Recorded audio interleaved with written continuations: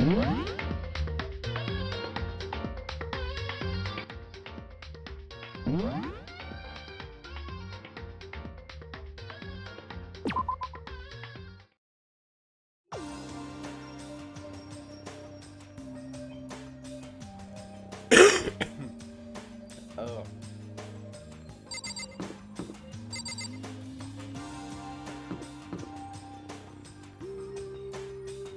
So what am I supposed to be doing?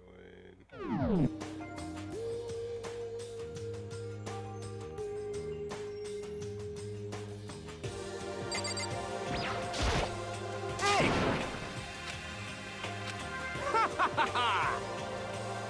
You understand?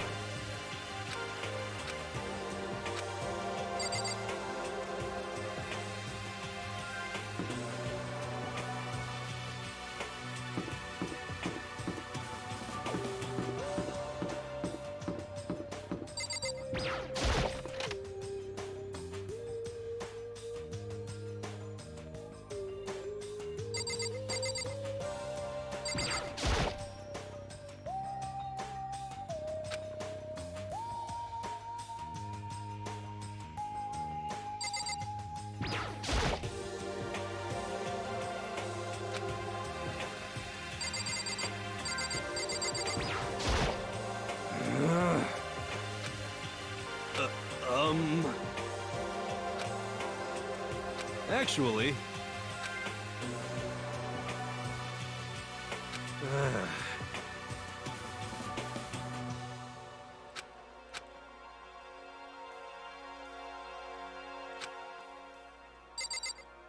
What did you say? That one.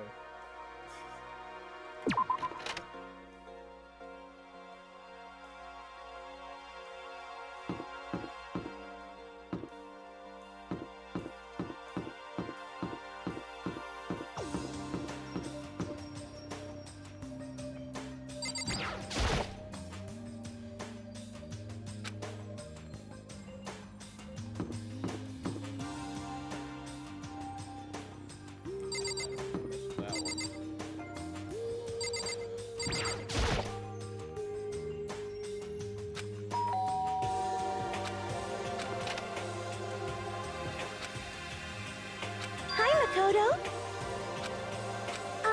Listen.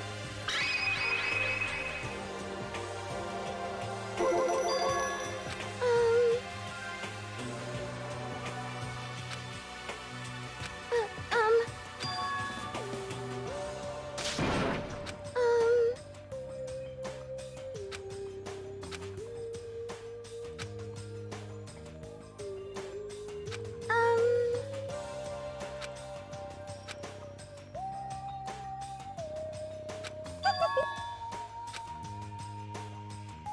like I said, I'm psychic.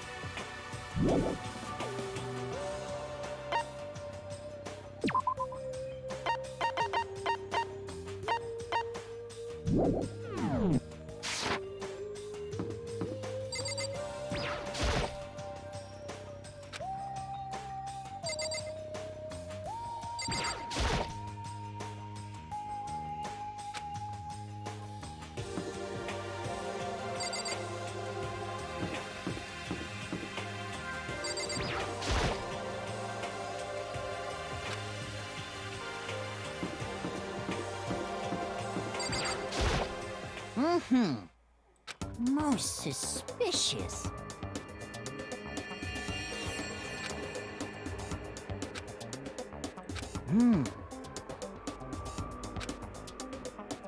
I feel as if... Hey,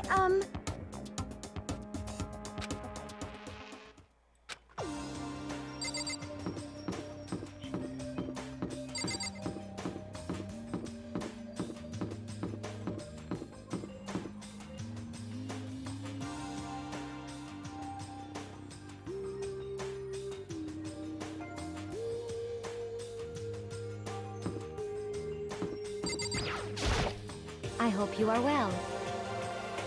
okay. Is that okay?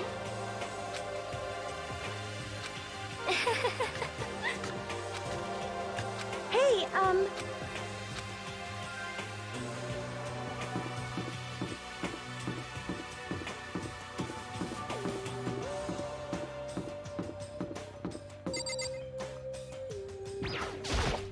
Hey,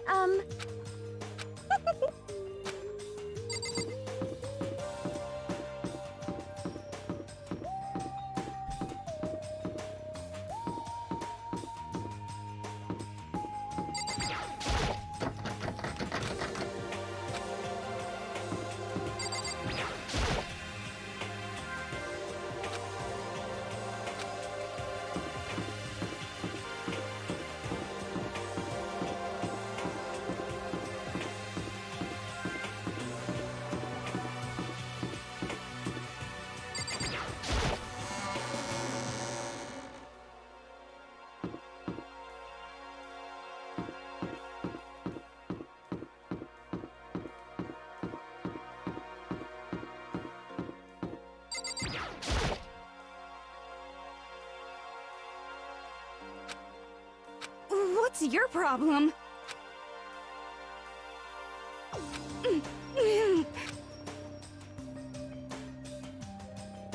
Just a second.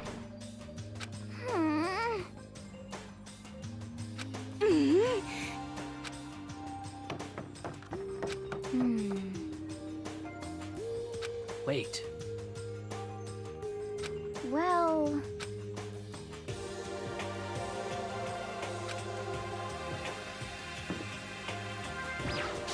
Hey, Makoto!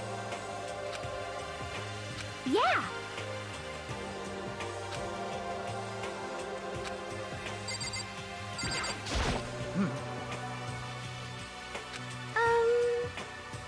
However...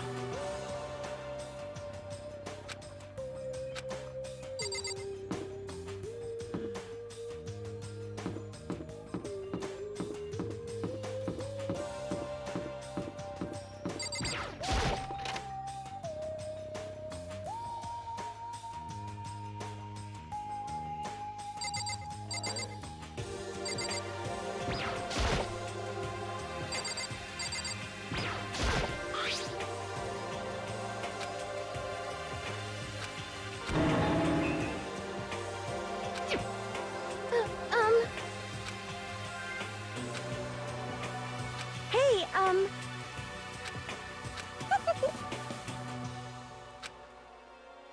Hmm.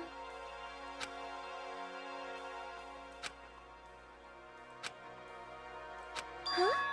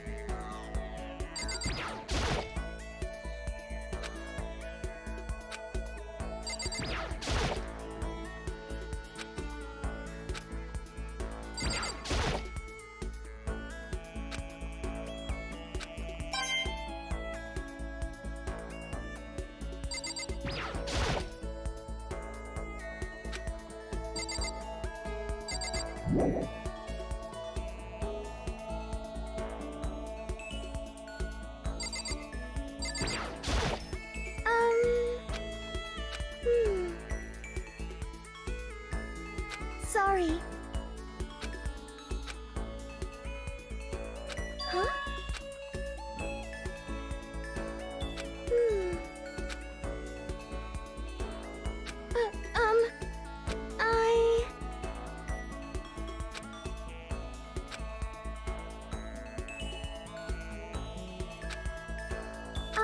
Listen.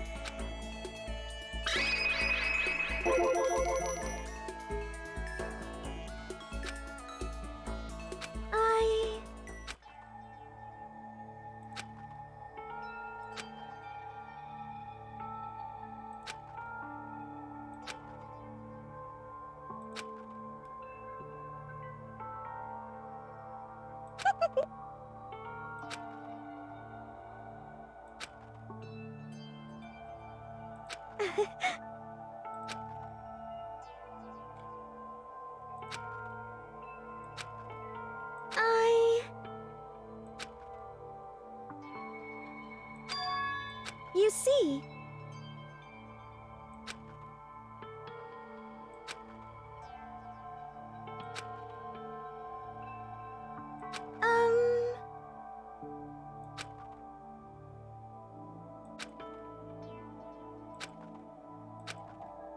Oh no! But...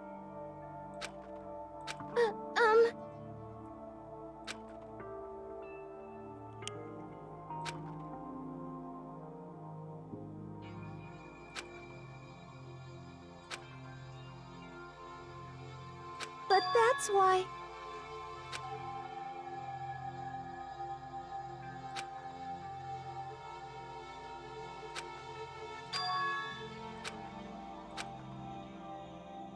You see...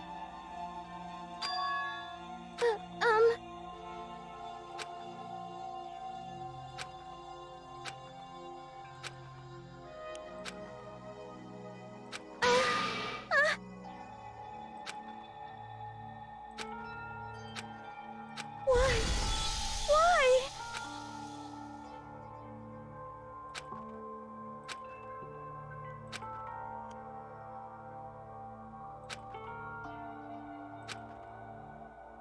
Sorry. Sorry.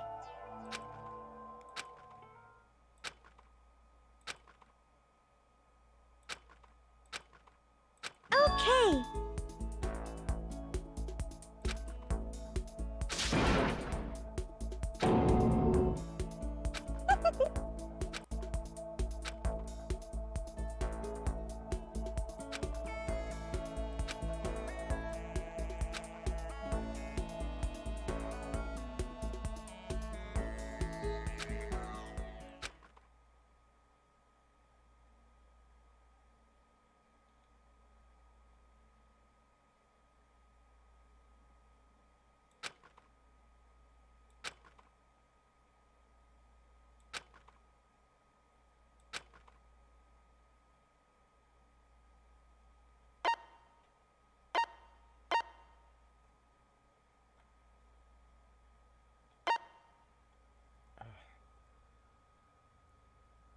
I feel like if I say absolutely, it's gonna explain away my free time, but go for it.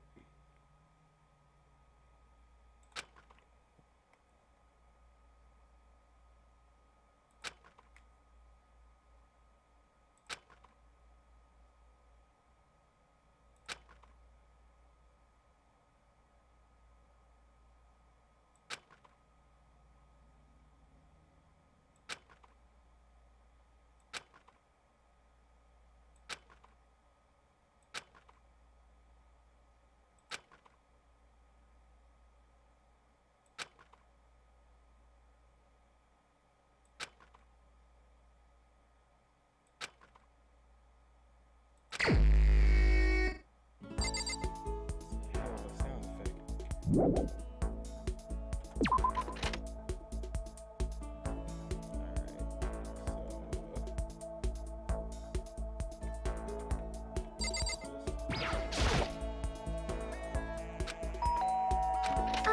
Listen.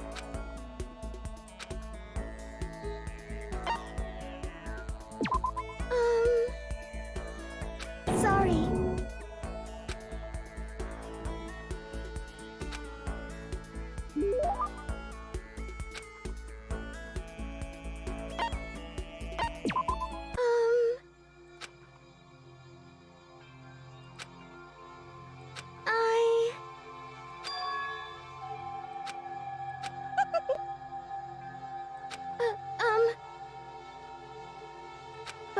That's why...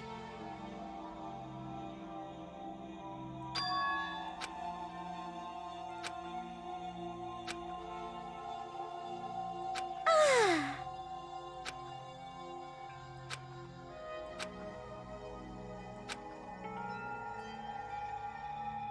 Hmm.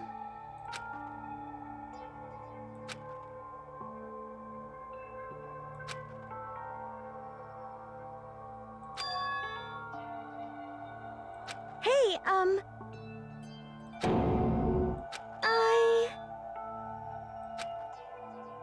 But...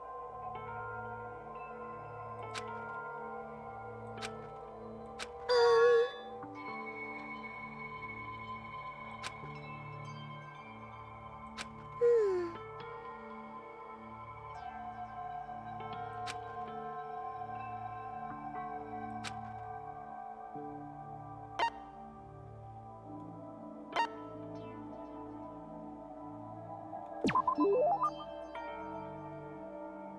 Okay.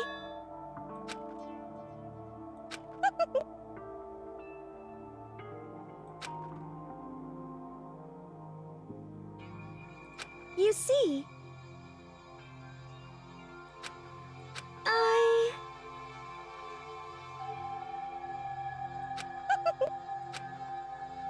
But... Uh, um...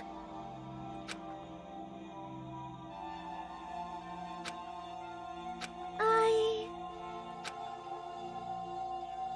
You see...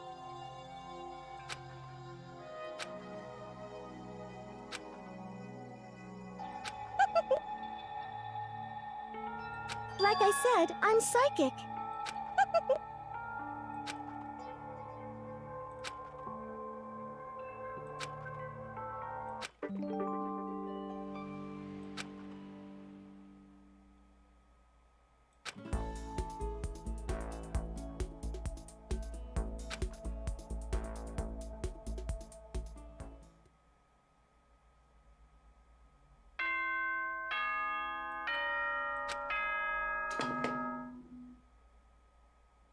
Yeah, why is it this time?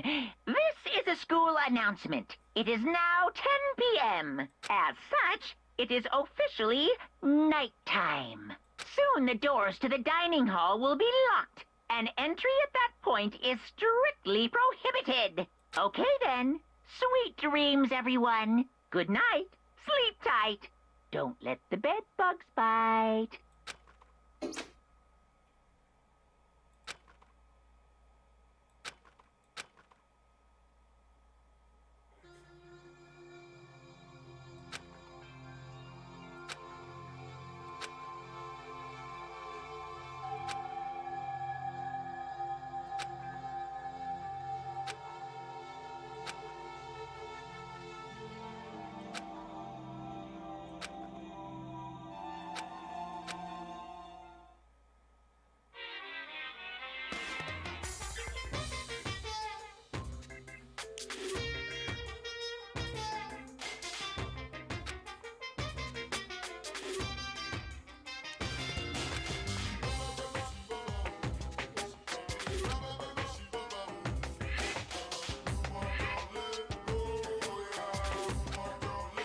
Heart-pounding excitement!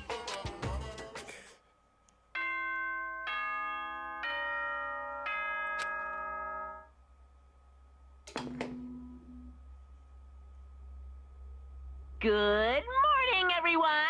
It is now 7 a.m., and nighttime is officially over. Time to rise and shine! Get ready to greet another beautiful day!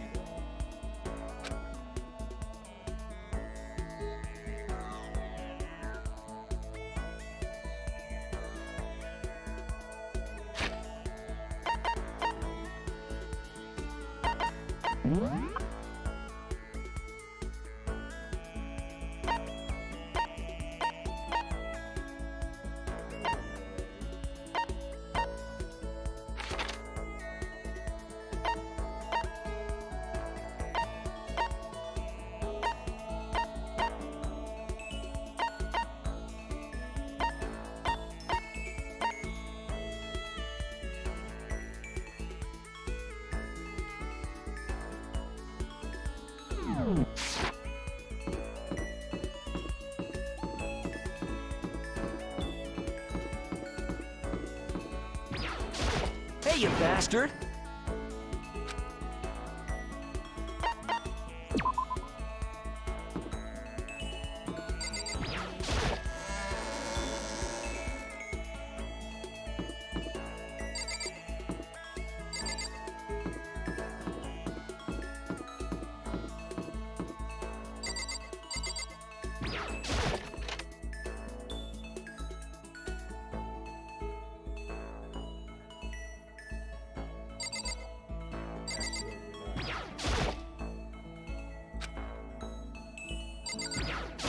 Are you for real?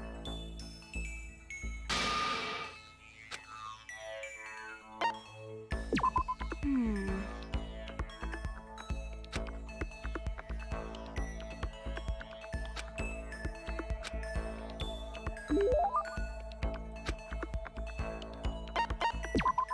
Hmm.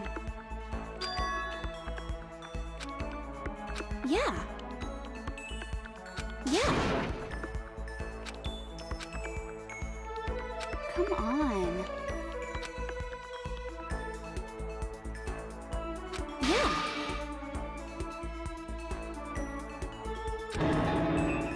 Hmm.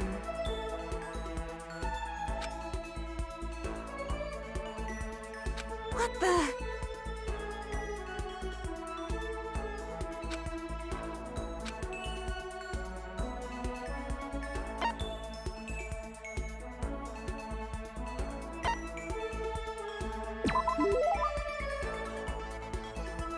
Huh? Are you for real?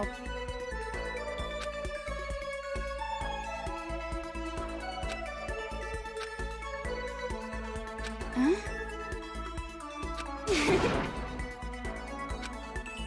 Totally! For real? Yeah.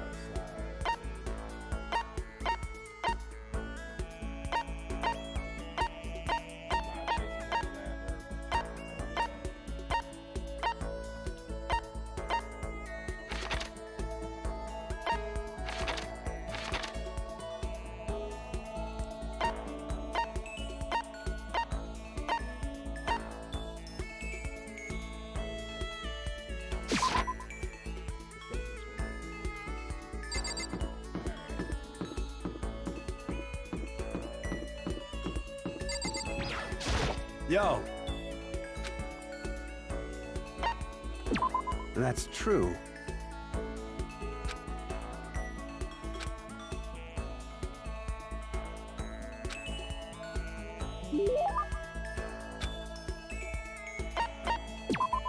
Yo.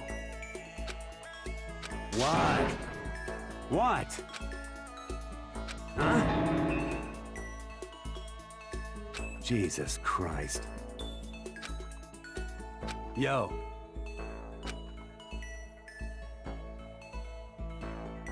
Hell yeah.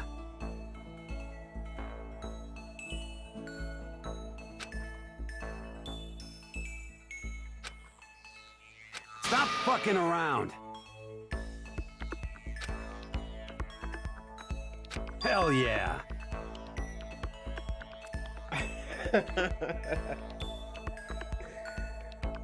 Excuse me.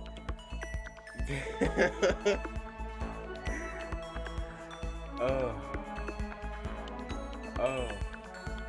This is what I need, the fucking JoJo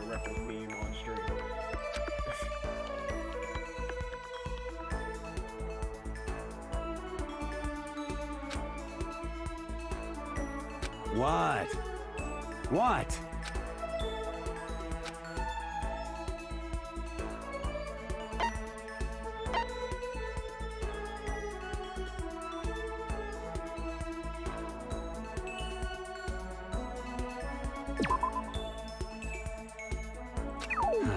This sucks.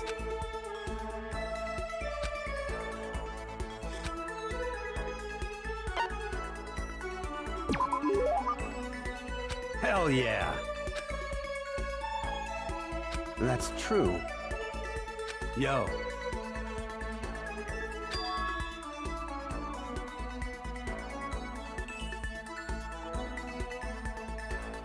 What? By the way. Hey, damn it! Stop fucking around! Shit.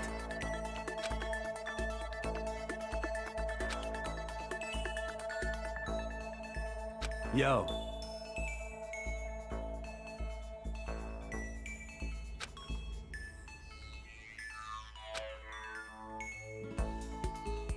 Hell yeah.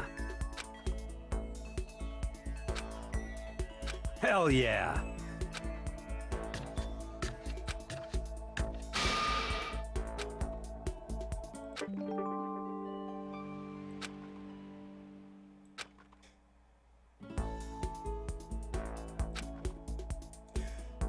Mondo's an interesting one.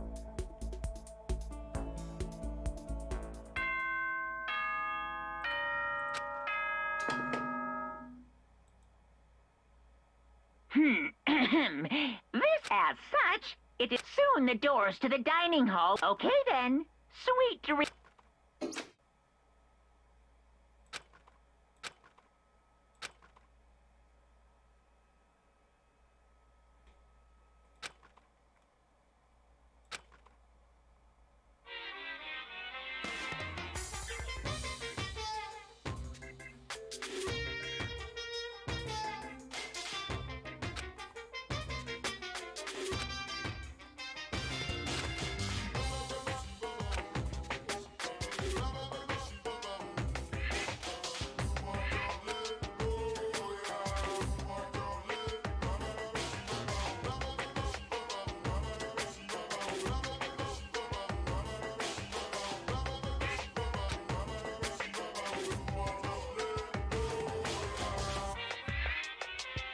I don't know why I like this song.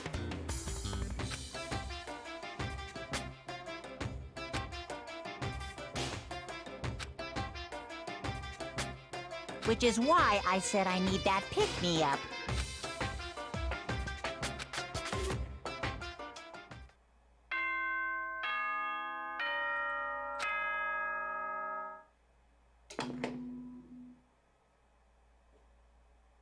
Good morning, everyone. Get ready to greet us.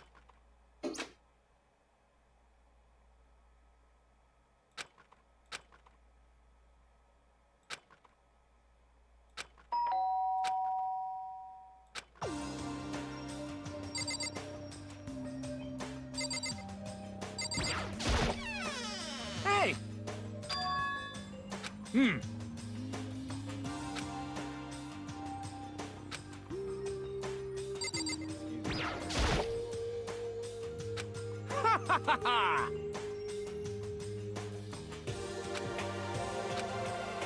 Without a doubt.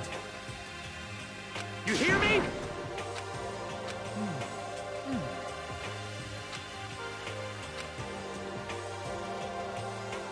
Quiet down and listen. Got it.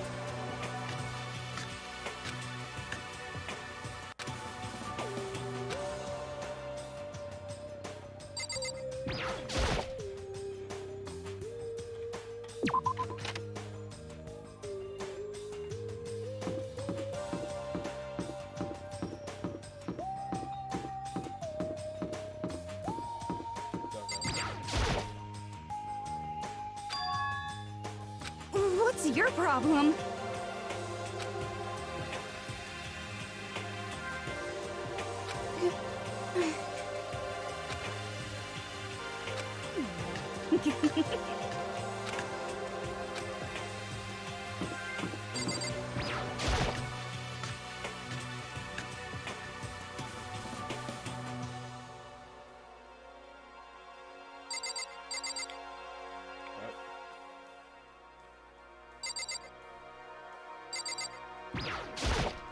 Hi, Makoto. Hey,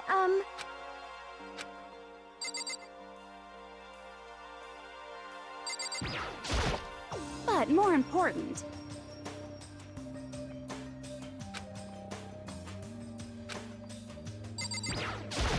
Listen to me! Quiet down and listen! Give me a break.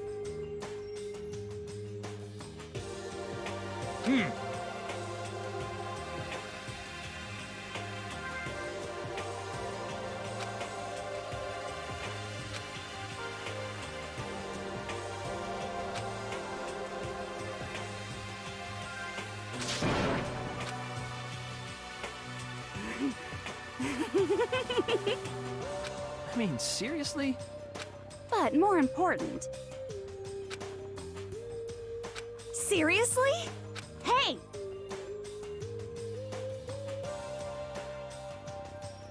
Are you okay with this? Huh? Do you understand?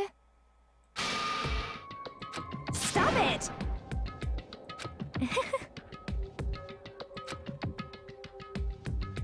What the hell is this? What? What? Piece of shit!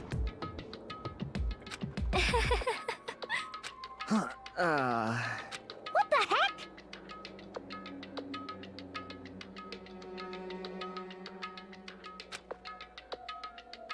Hey, listen! Huh?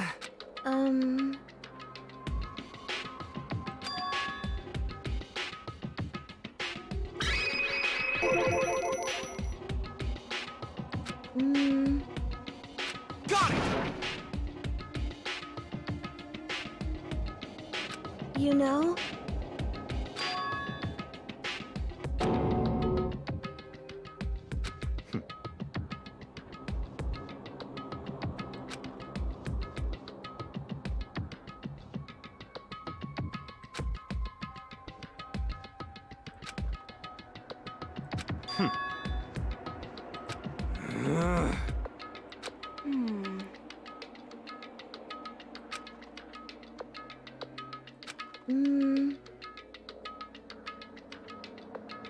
Huh?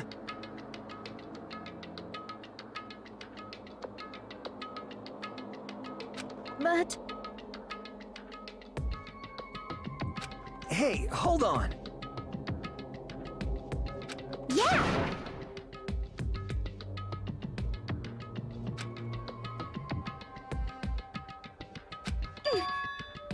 'Cause, I mean... Oh, Jesus Christ, Monokuma. What's this? Bastard! Please, Sakura, beat the shit out of him. You guys?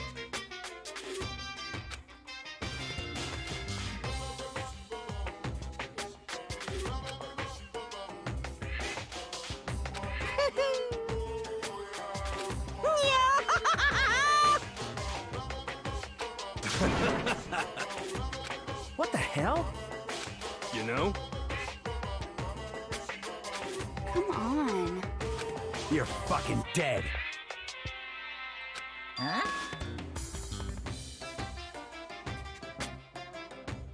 Hey, come on.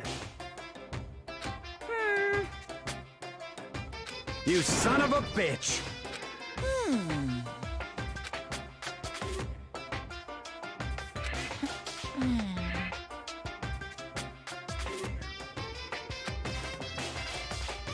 I got it! In other words,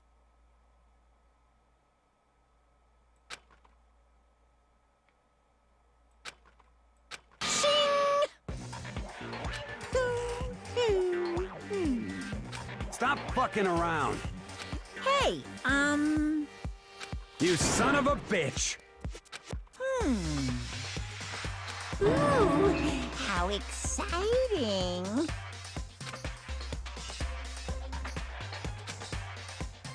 Hello.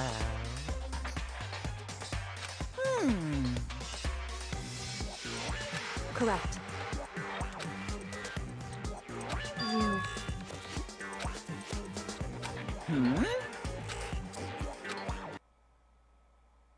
Despair. That's all. Well now.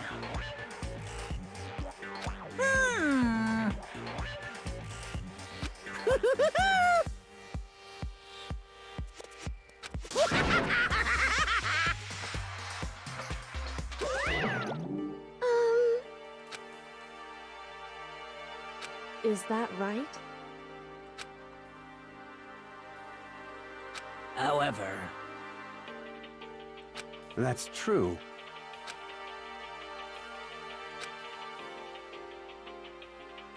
Hell yeah.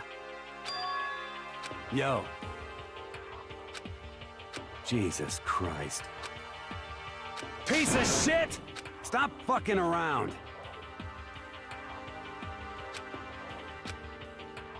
Hell yeah. Hey,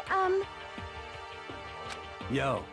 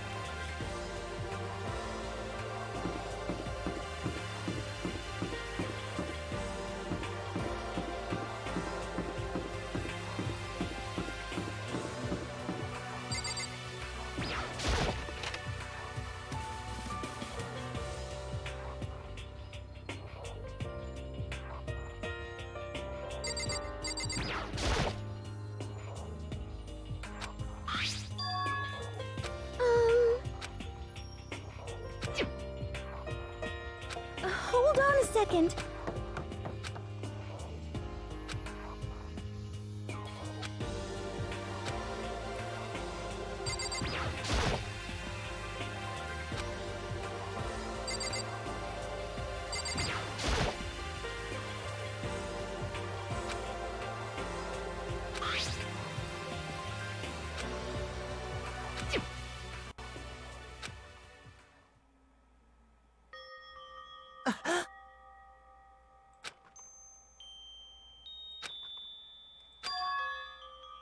You getting picked to attend Hope's Peak Academy is like a dream come true. Make sure you do your best. I'm so proud of you, son. But remember, don't push yourself too hard. Are you really watching this, Makoto? Good luck, okay? So they have like my family hostage or something? Like,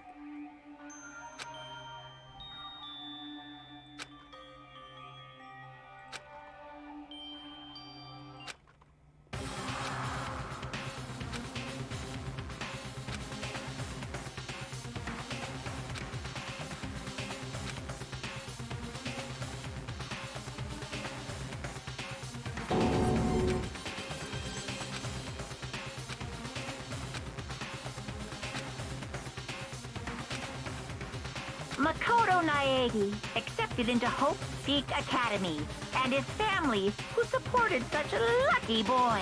But it seems like something's happened to this family's well-being. Oh boy, this is bad. What could have possibly happened to this family's well-being?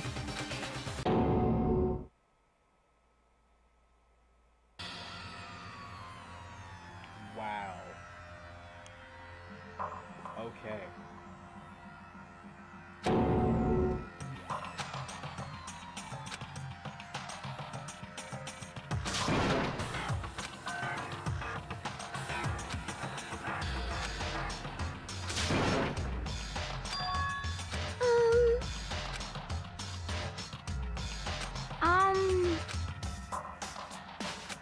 Is it, like...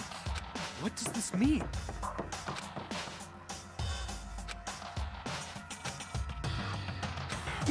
What the? Huh? Hey, hold on!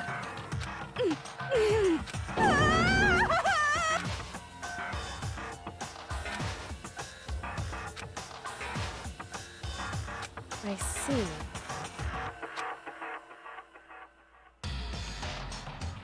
Yes, indeed. Hmm?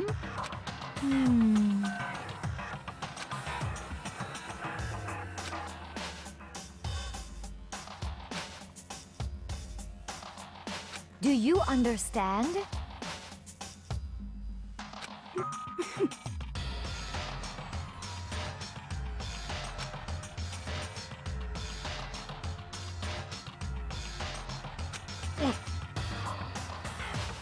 Huh? What is this? Hey.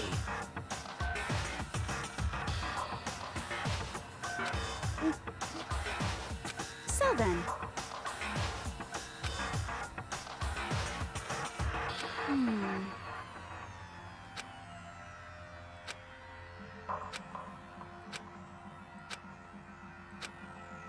What's your problem?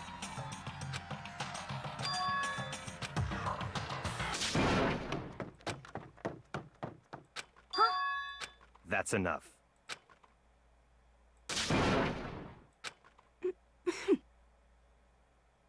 What?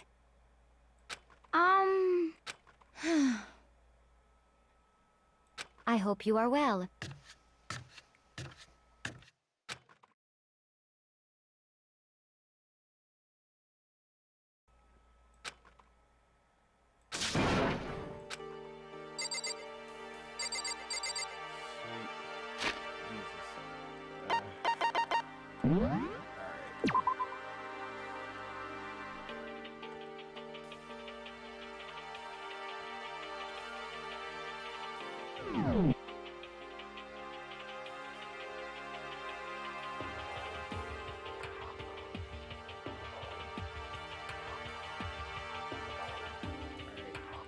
We're gonna put this on hold for a quick second. I gotta go check something.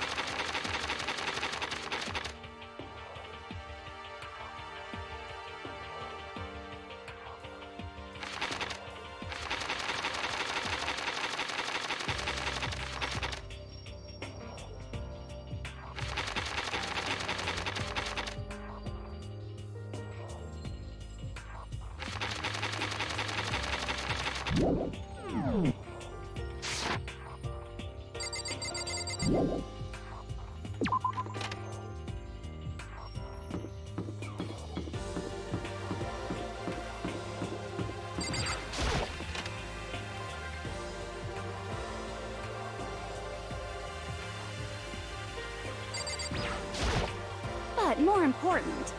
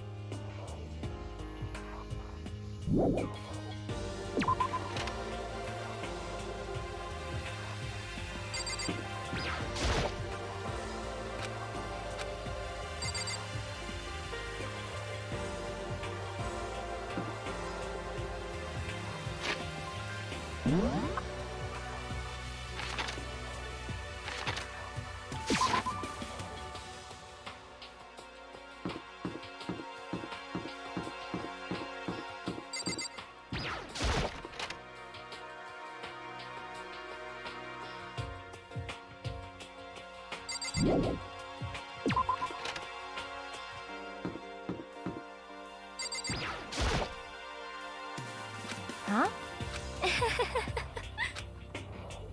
Is that okay?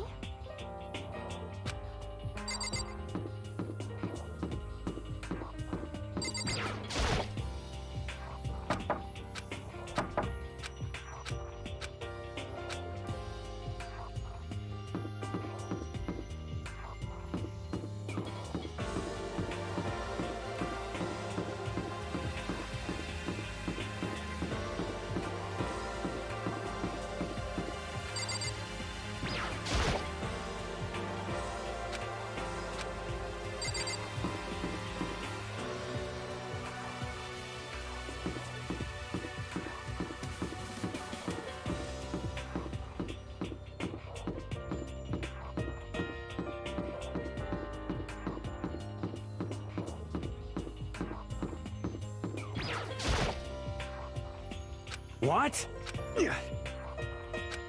Shit. Stop fucking around.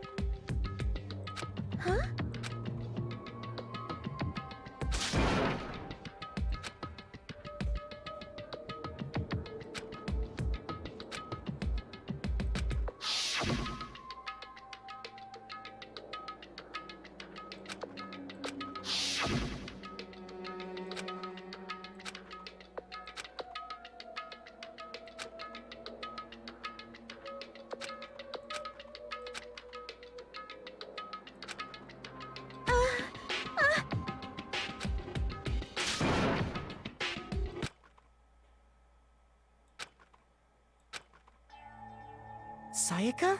Please, help me. Why? Why is this happening to me? To kill or be killed? I just can't take this anymore. Sayaka.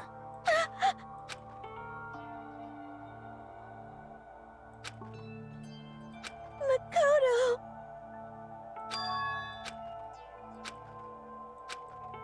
Makoto. No matter what happens, please always be there for me. I need you on my side.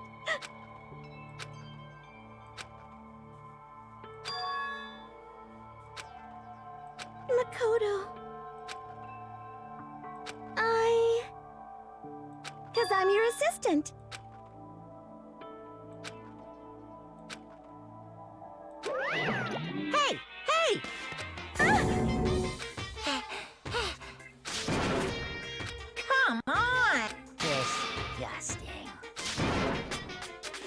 minute. Hey!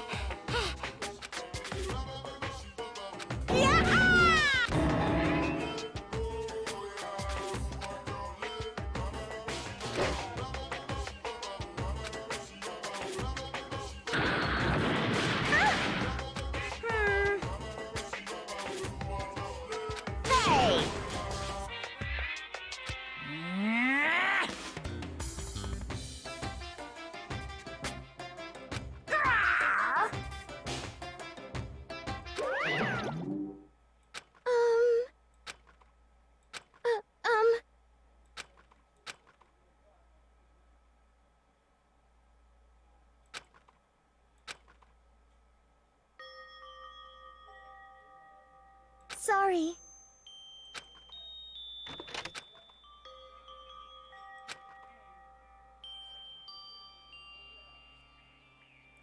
One's gotta assume that there's like options of people as love interest here.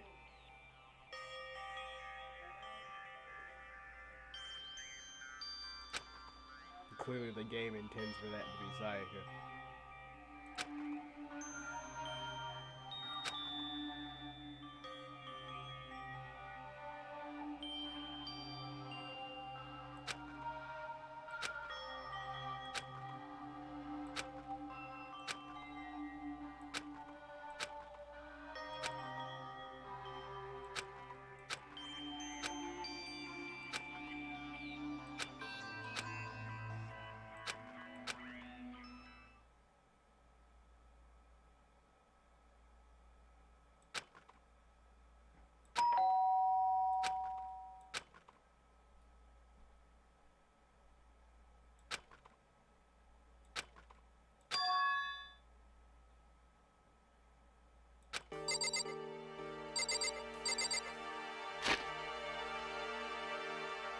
You about to catch me off guard.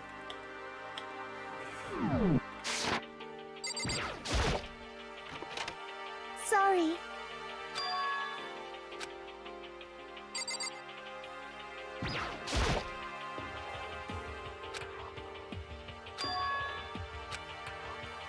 It was so strange. Makoto.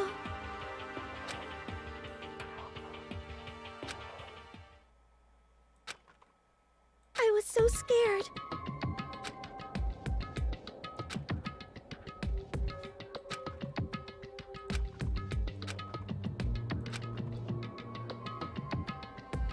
Makoto. I mean...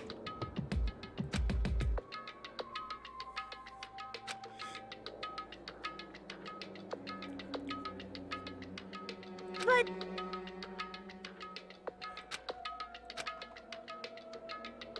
Huh?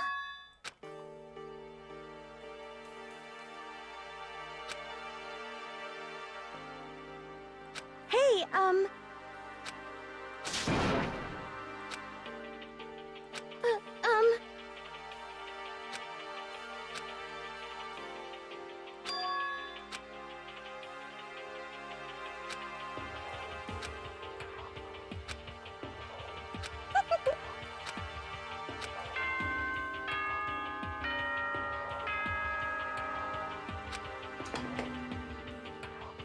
So you're trying to set me up right now.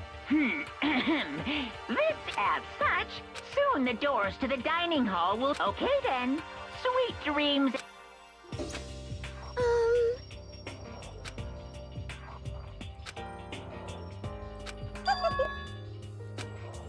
Like I said, I'm psychic.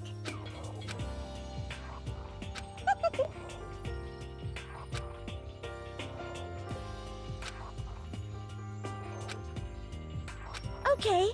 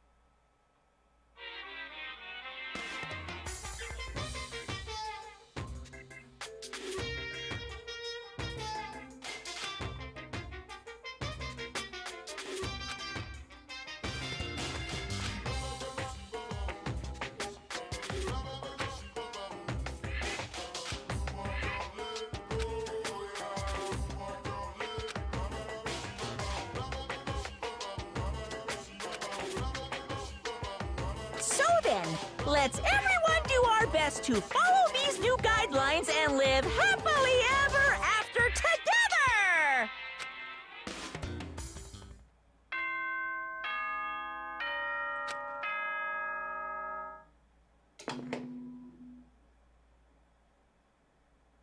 Good morning, everyone!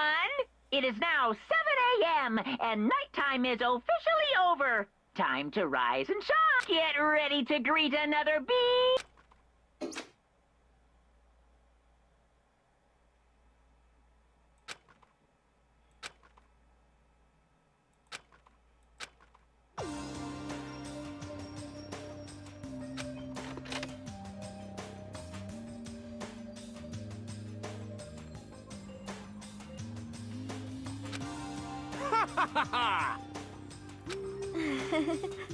Hey, Makoto.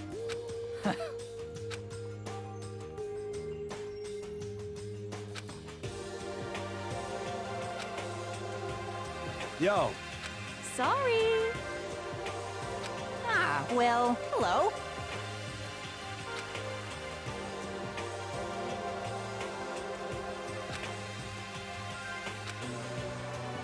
Indeed. My bad, my bad. What's your problem? yo.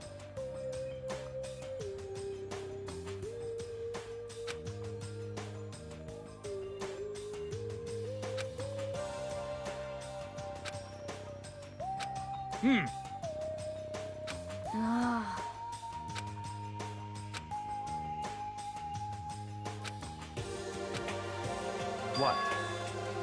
Yo.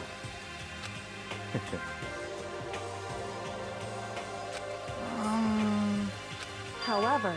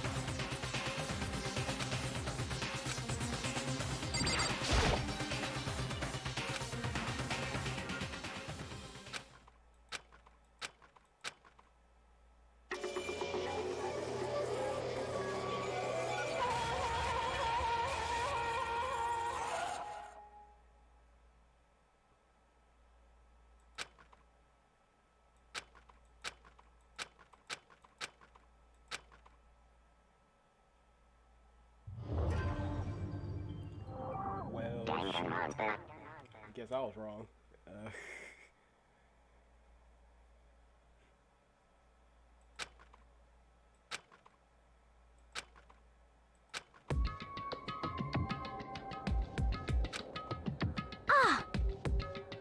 Yeah.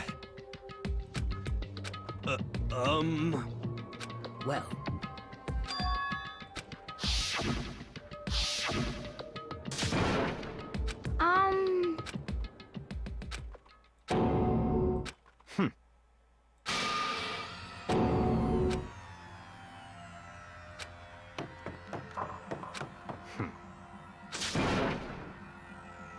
Just give up. What? What?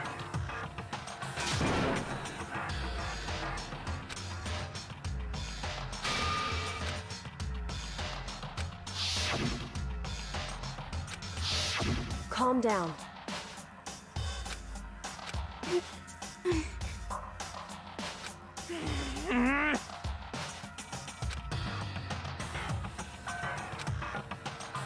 So... correct.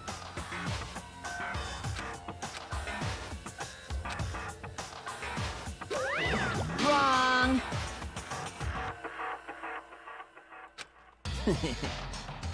Hey,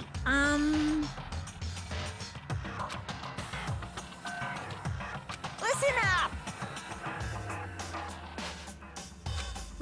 But... Come on.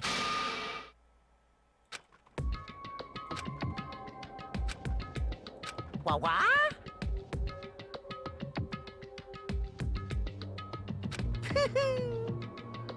Yoo-hoo!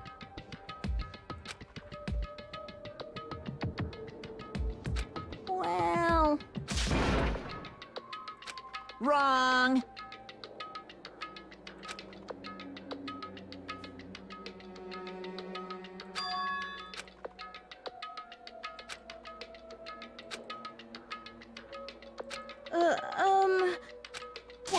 What is this? Just hold on. Stop talking.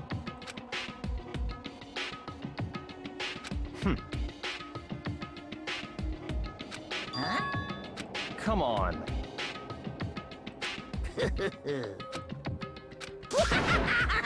What?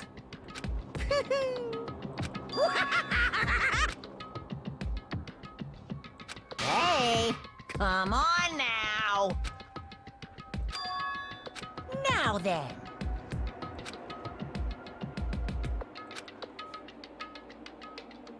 then perhaps...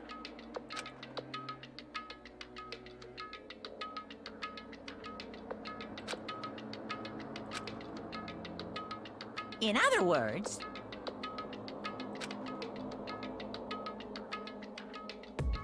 yoo-hoo!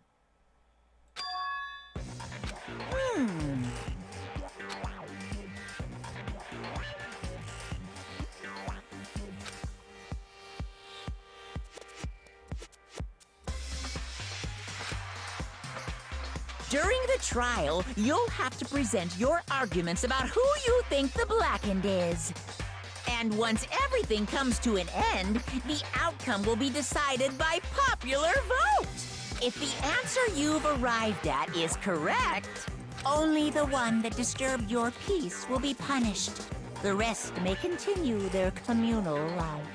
However, if you choose poorly, then the one who got away with murder will survive, and the rest of you will receive your punishment. Which of course means your school life will come to an end.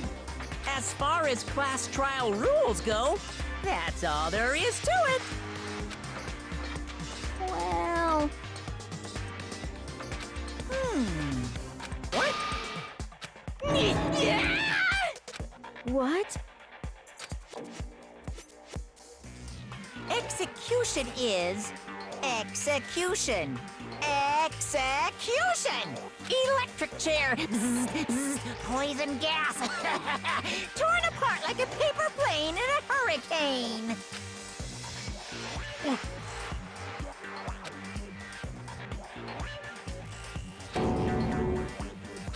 Well done.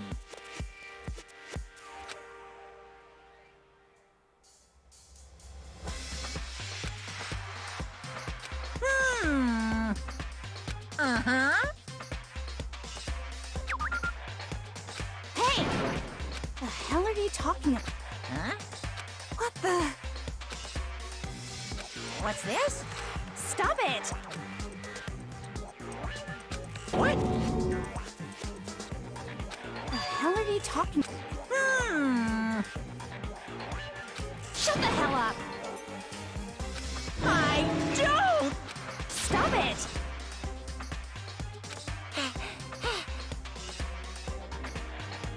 Shing!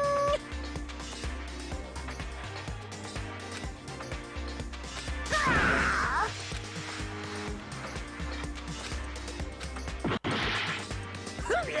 Are you enjoying yourself now? Are you? Huh? Violence against Headmaster Monokuma is not allowed! You violated a school regulation! I invoke the mighty summon spell! Help! To me, godly spear Gungnir!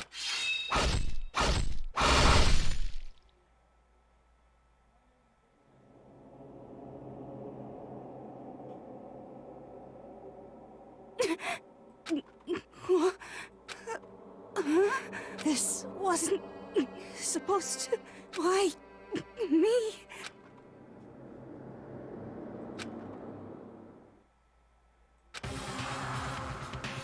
No way!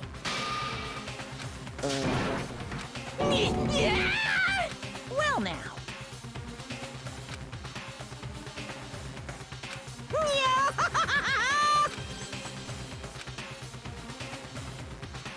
Now you see just how serious I am. Defy me and you get shot full of holes, exploded, buried alive, disintegrated, etc. So, if you don't want that to happen to you, you'd best obey those school regulations.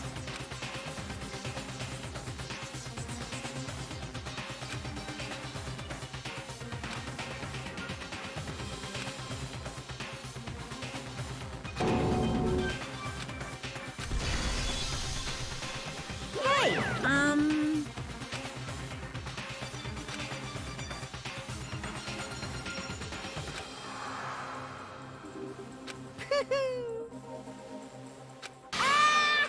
Why? I knew it. Say what?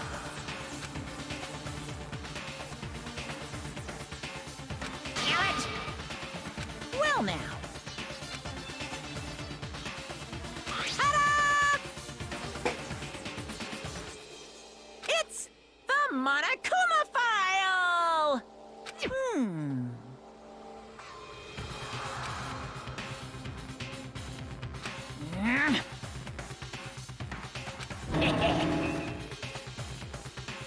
So then...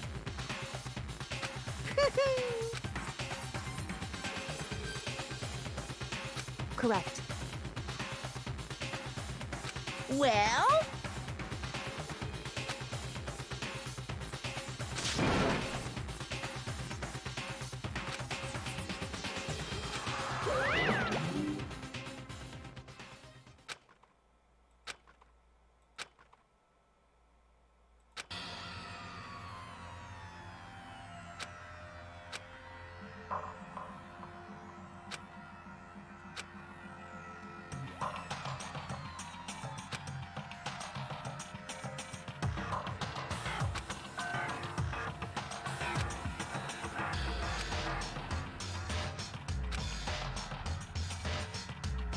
Hey,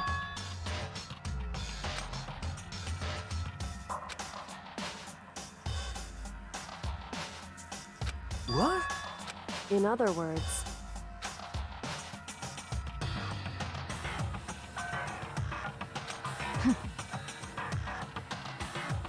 What the heck?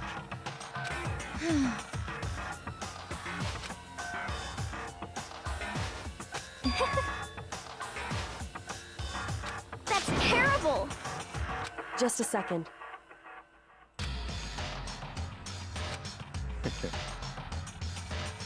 Of course. What the heck?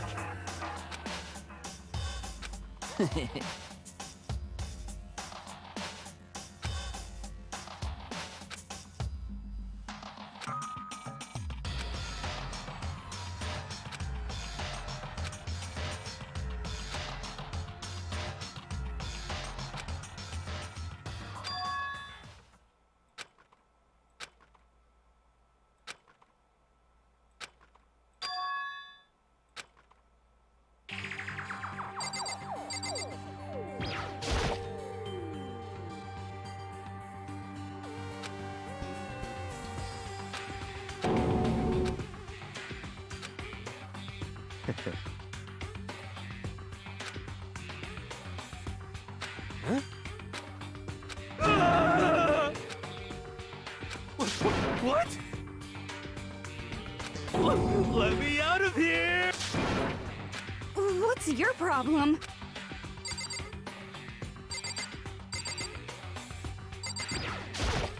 Oh. What the crap? Huh?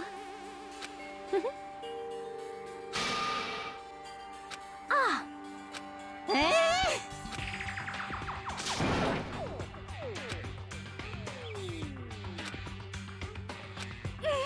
What the heck?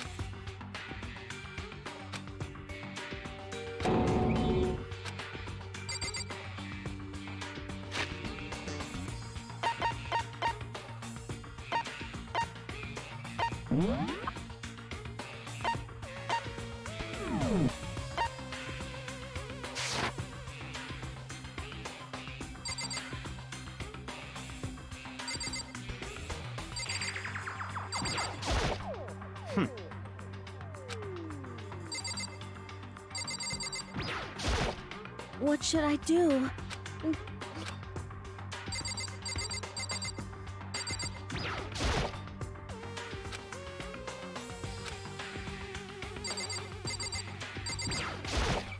What the heck?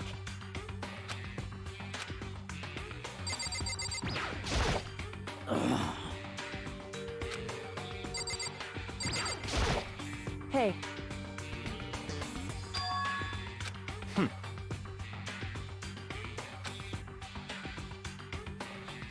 Hey,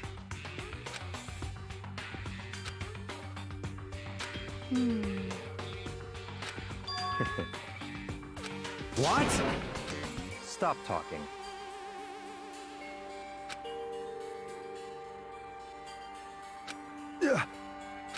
So then.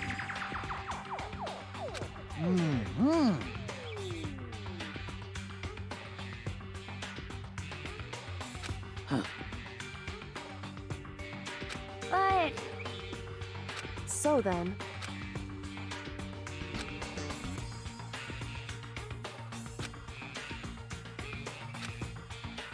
So... Actually, Goodbye. Goodbye. Yo. Hey, damn it.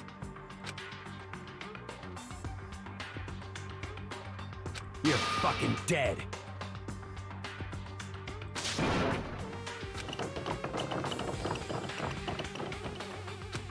So,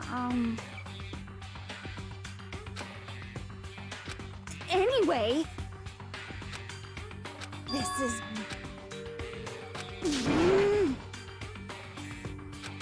So,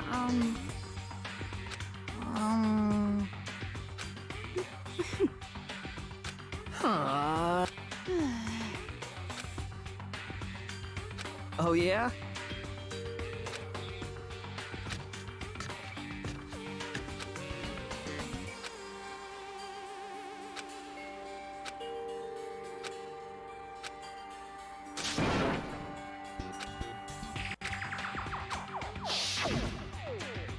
Execution is execution.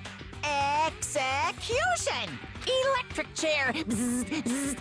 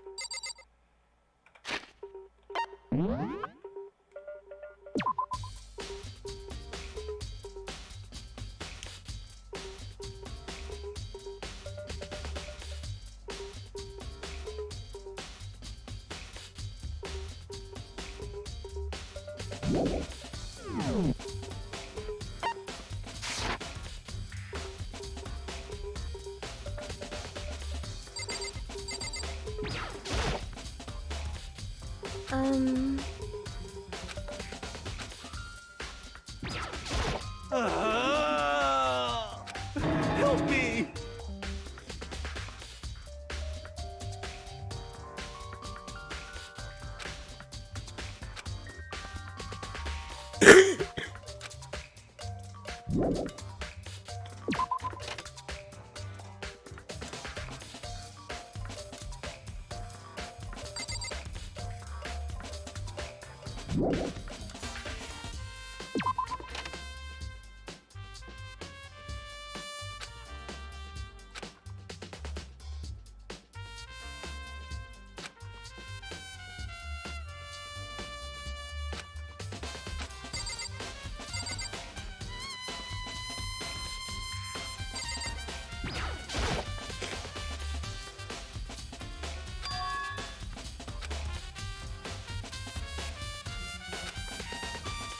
Wait. Huh.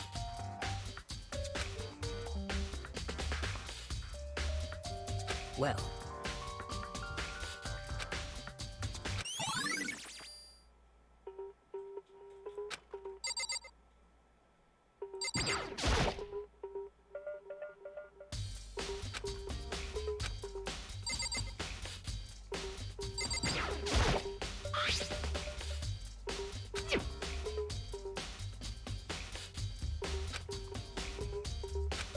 Yo.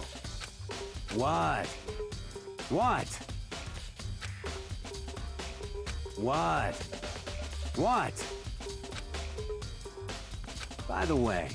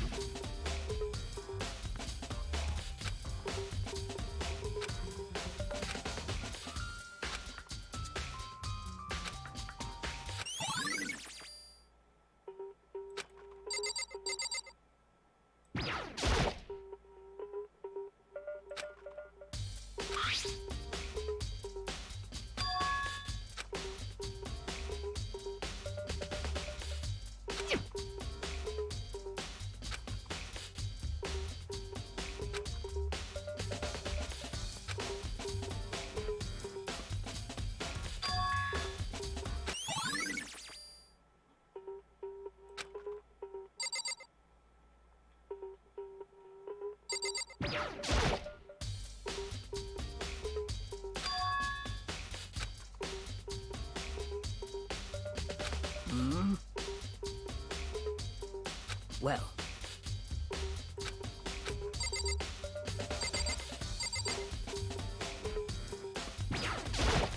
By the way,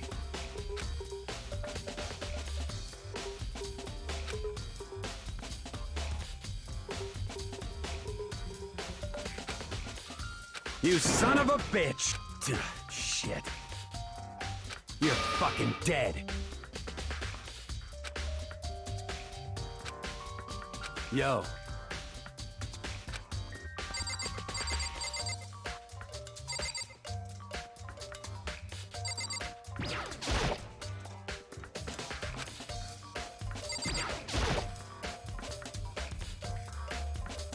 hey.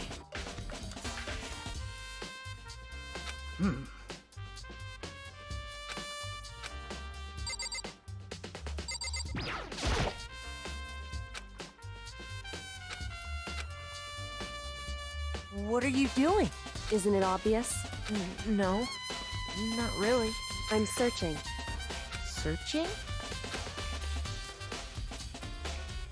Did you lose a contact or something?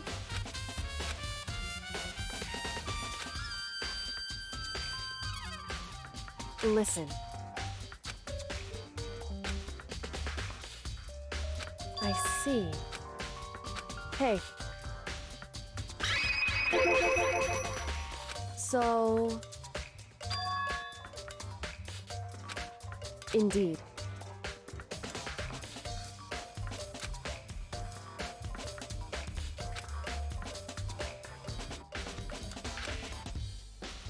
I see.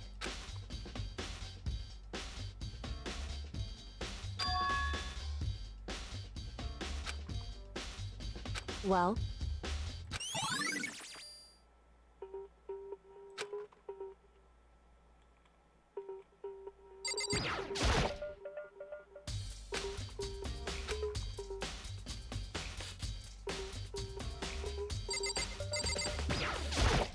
Hey.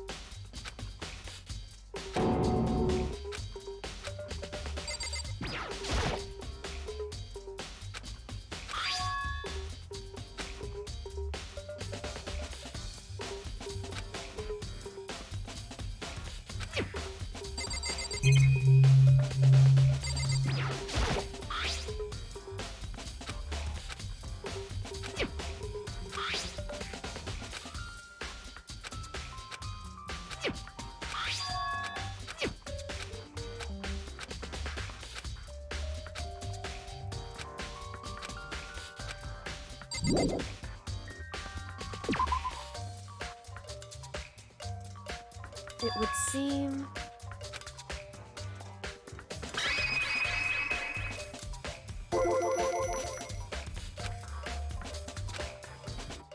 Right.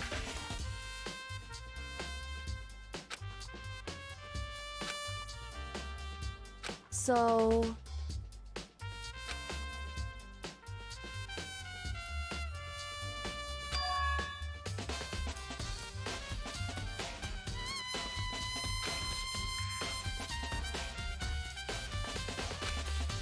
Well, Makoto.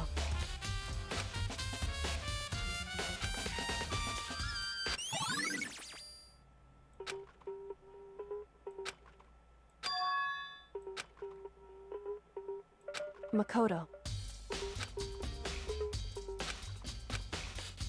What?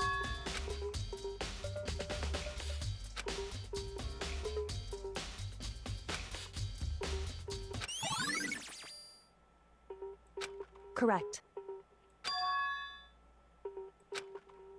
That's right.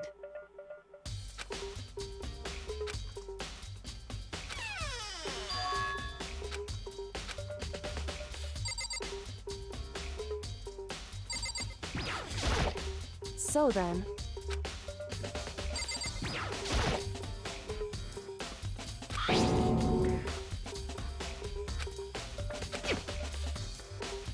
It would seem... So...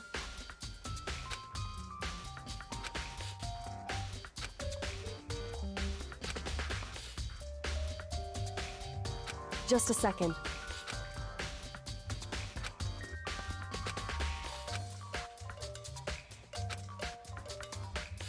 Hmm? I see. Goodbye.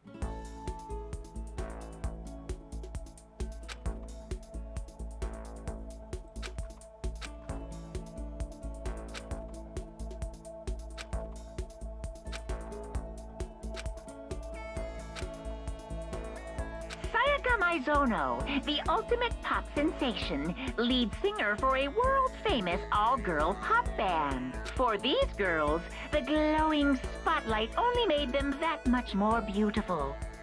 But then...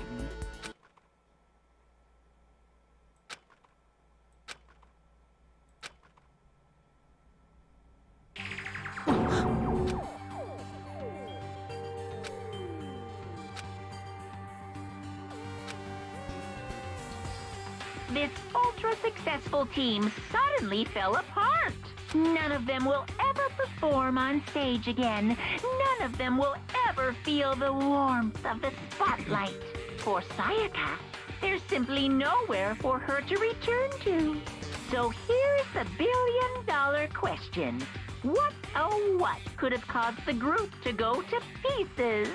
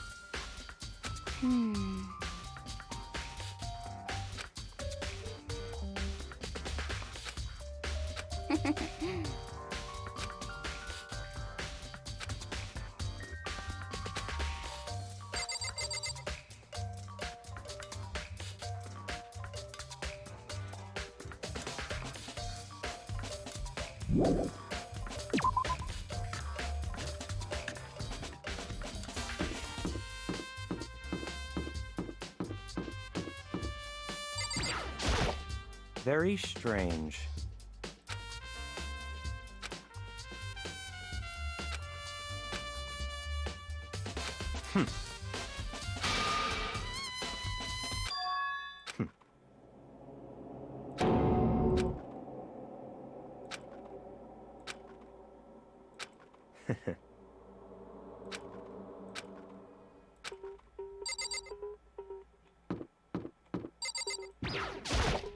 Seems like...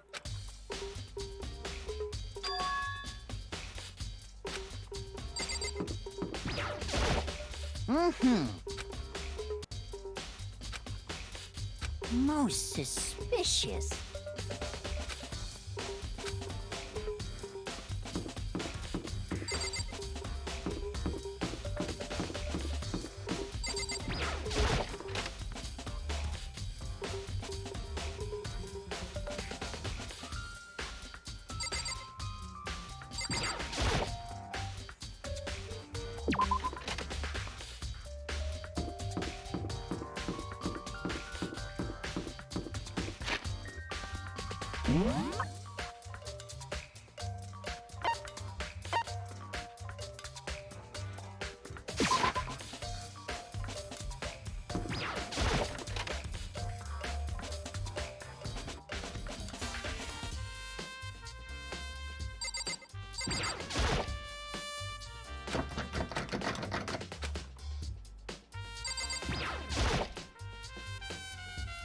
Monokuma, appear! No, you can't go any further! No, you can't go any further! No, you can't go any further! No, you can't go any further!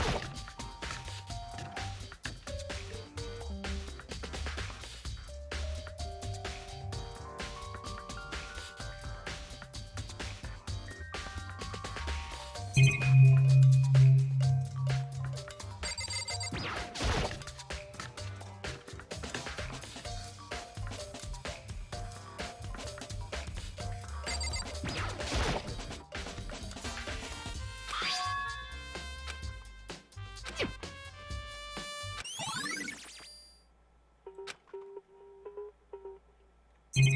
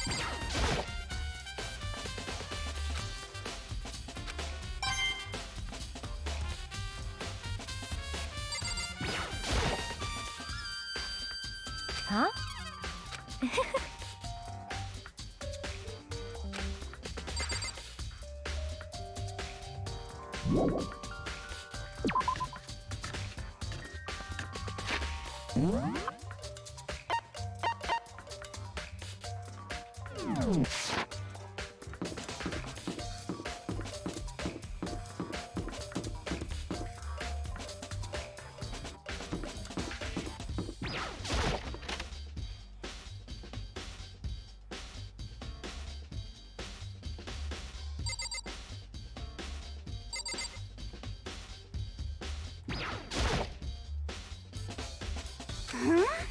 What's your problem?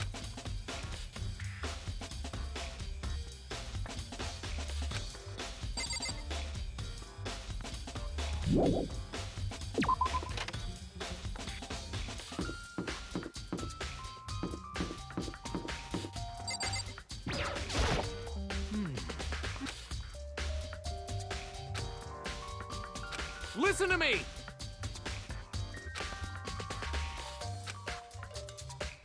That's wrong! Ha ha ha ha!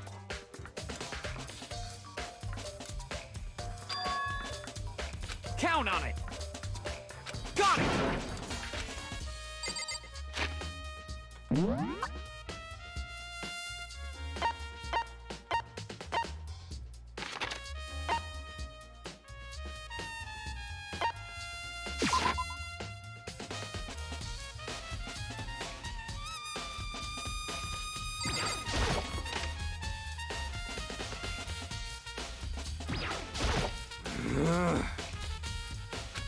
Help me!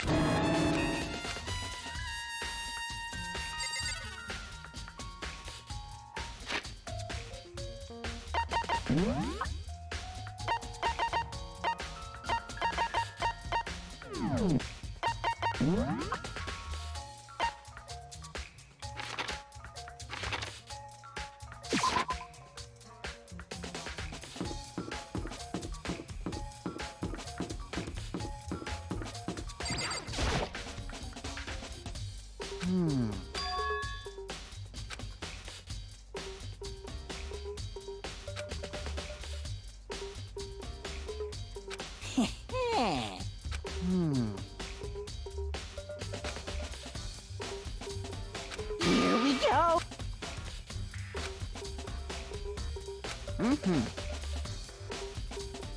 Very strange.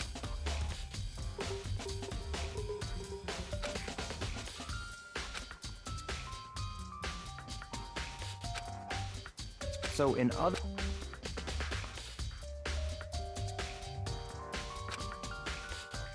So that's it.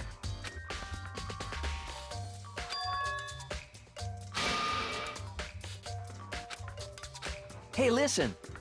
Hey, you bastard! Oh, You... Is it, like... there's no way to think about this in a common sense kind of way. You know what I mean. Completely unforgivable!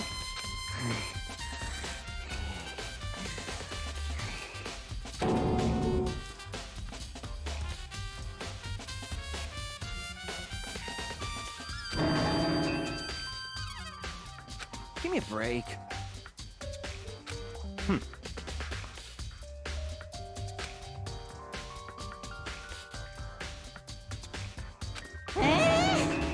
What?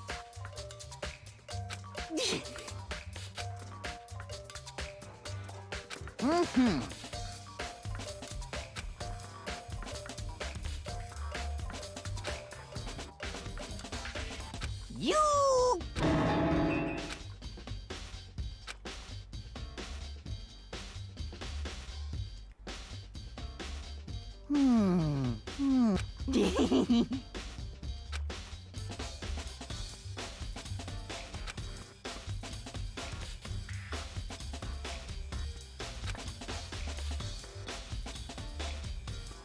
Da da da da da!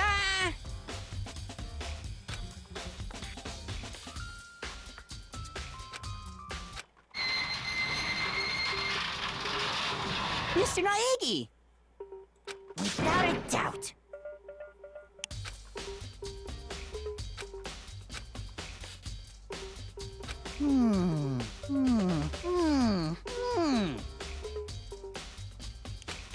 Wah!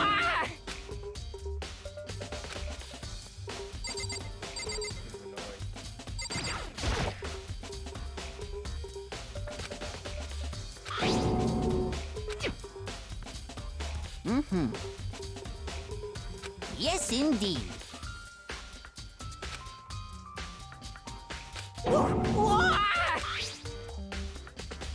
Was it a fairy? Huh?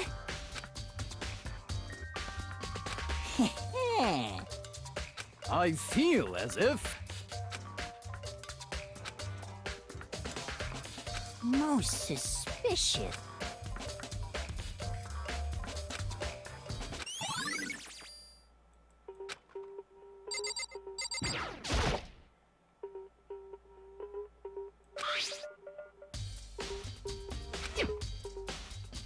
Is this perhaps...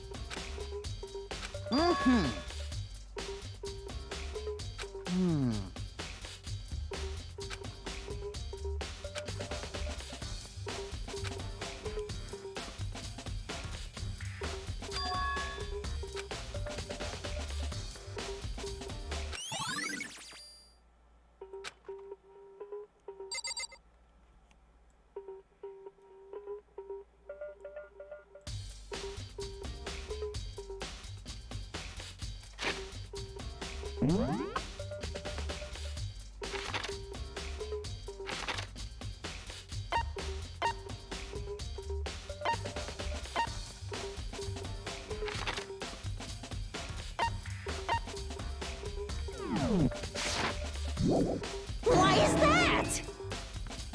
So it would seem.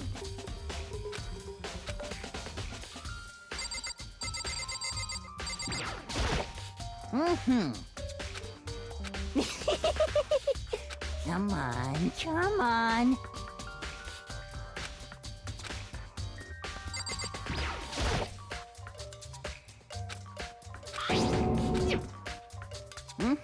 Yes, it... Was it... Huh? I feel... Most...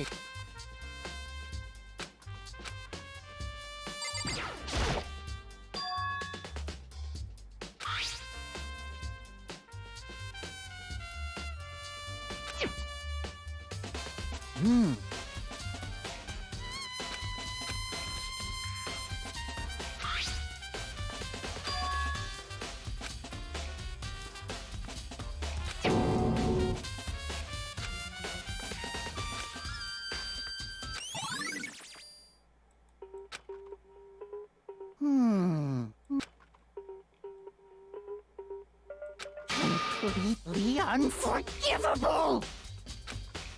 That's it! I'm sure of it!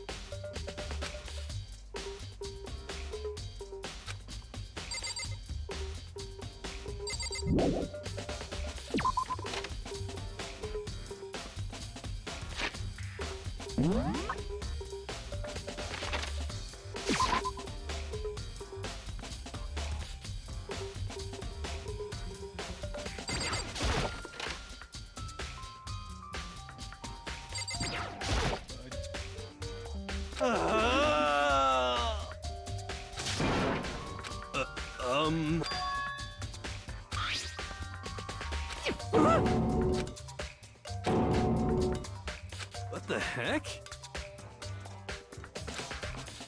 What?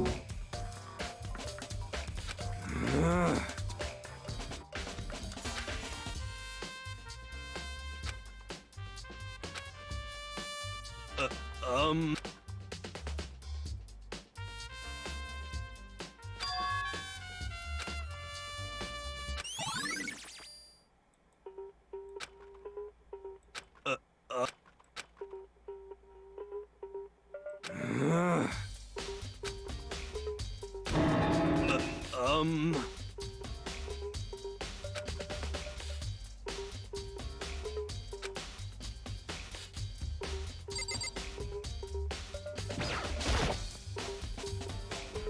Huh?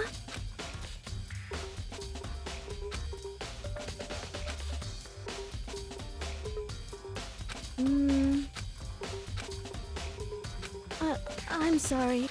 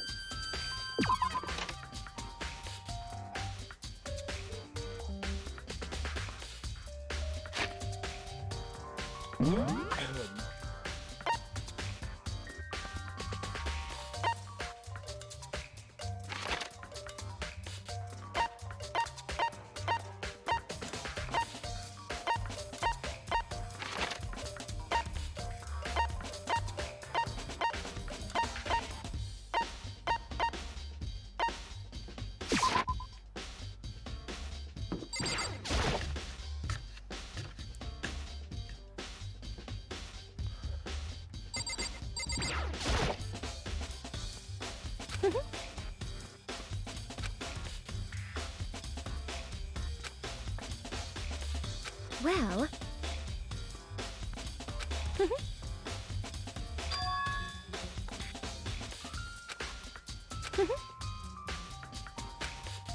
As for me...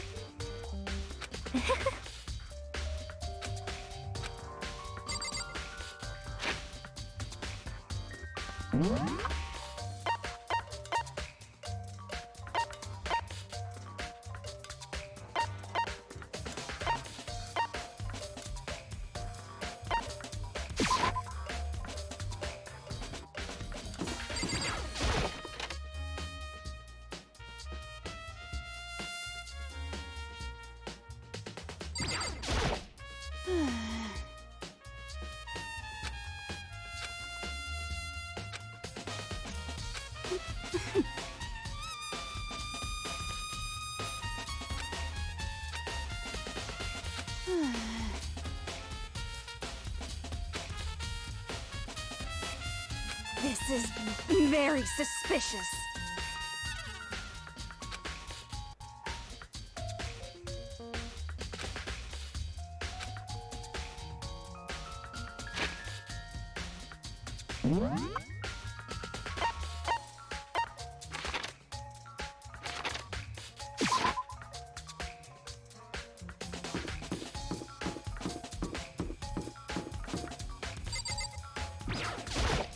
Very strange.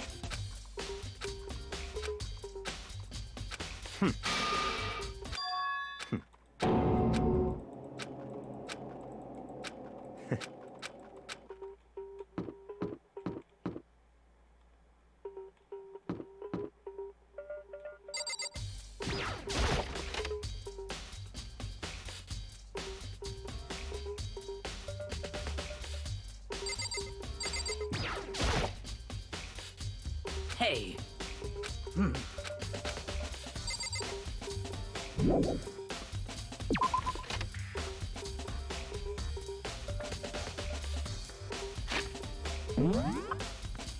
think he talked to everyone.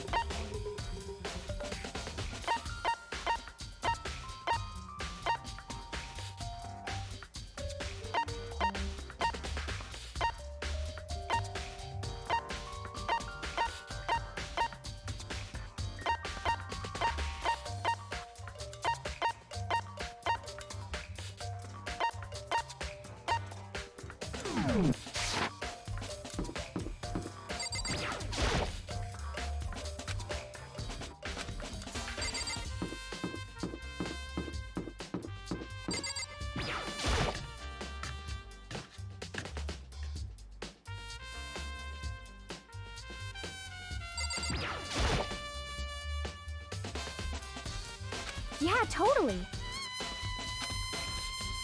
That's right. Well...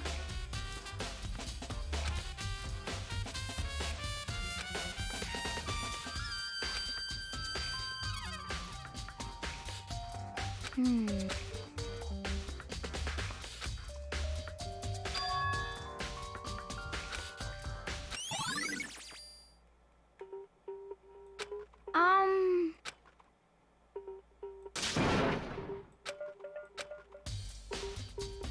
'Cause, I mean...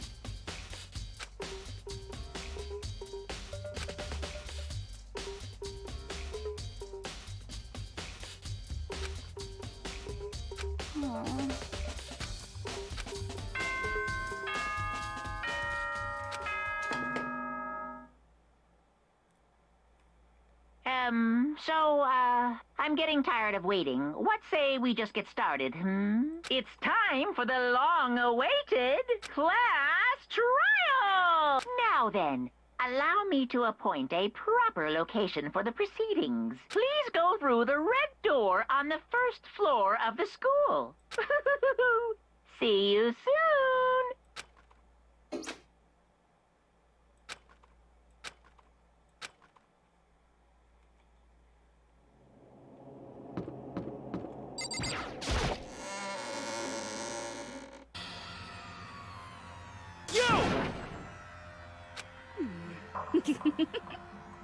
Listen to me!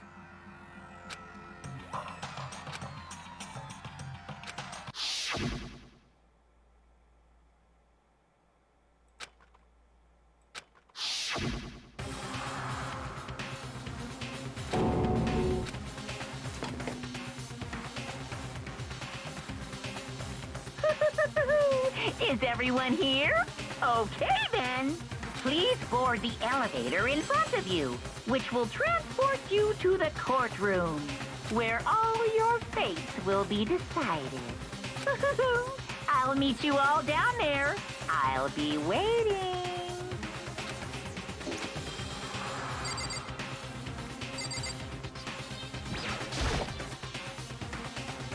Well then. Yes, indeed. Hey. Makoto.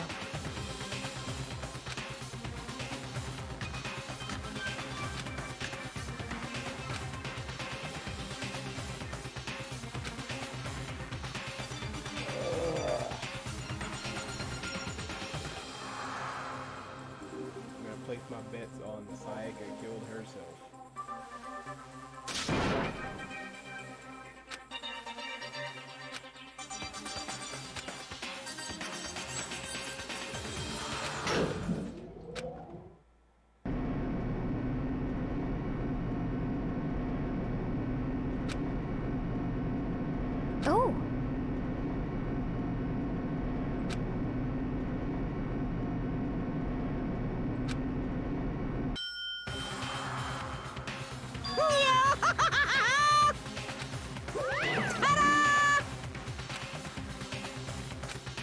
Shit. Well now. Yahoo!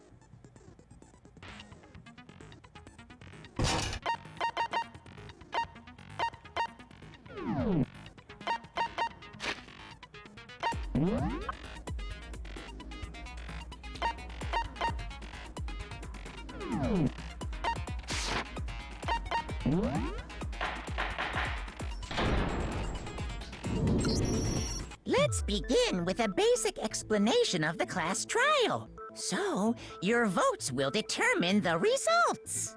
If you can figure out who done it, then only they will receive punishment. But if you pick the wrong one, then I'll punish everyone besides the blackened, and the one that deceived everyone else will graduate. And the killer really is one of us, right? Of course! Okay then. Everyone, close your eyes. And whoever did it, raise your hands. Don't be a goddamn idiot. Why the hell would they raise their hand? Before we move on and start the trial, can I ask a question real quick? What's going on with those pictures?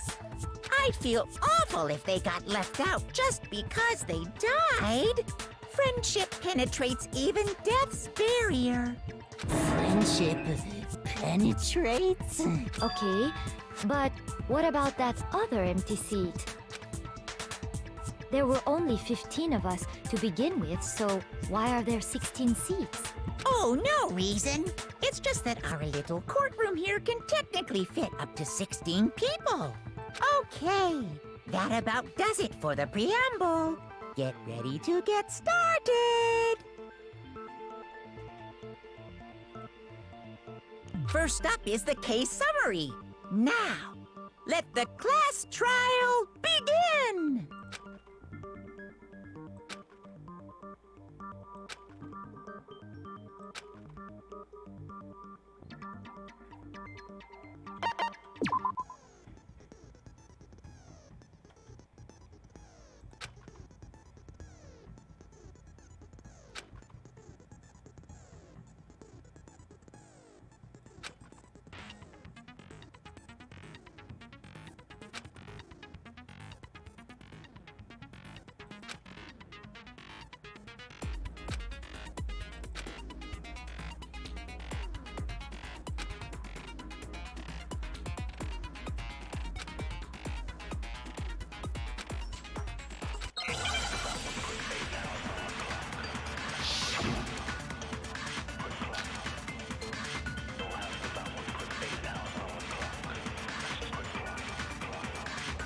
I assert that the one who was murdered was Miss Sayaka Maizono. Yeah, we know that part already. And the murder took place in Makoto's room. In the bathroom. So it seems most likely that the killer must have taken her by surprise while she was in the bathroom. She didn't even have a chance to resist.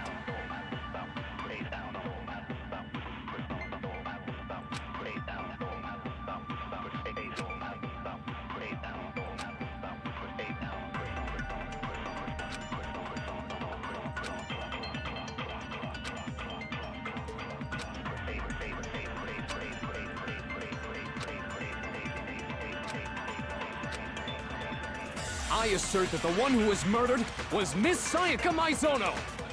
Yeah, we know that part already. And the murder took place in Makoto's room. In the bathroom. So it seems most likely that The killer must have taken her by surprise while she was in the bathroom. She didn't even have a chance to resist. No, that's wrong!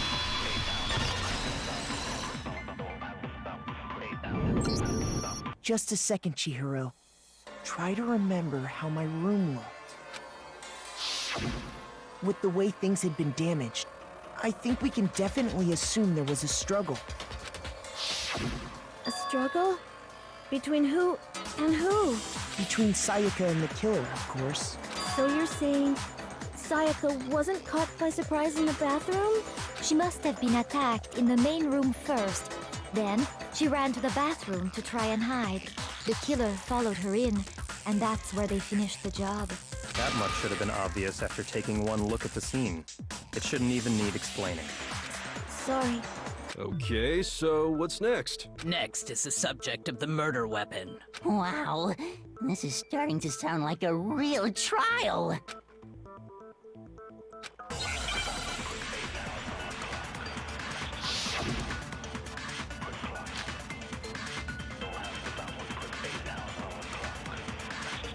So what was used to kill her? There was some kind of sharp object thrust into her stomach. Without a doubt, that is the murder weapon. So the killer used some random knife they had on him. No, that's wrong!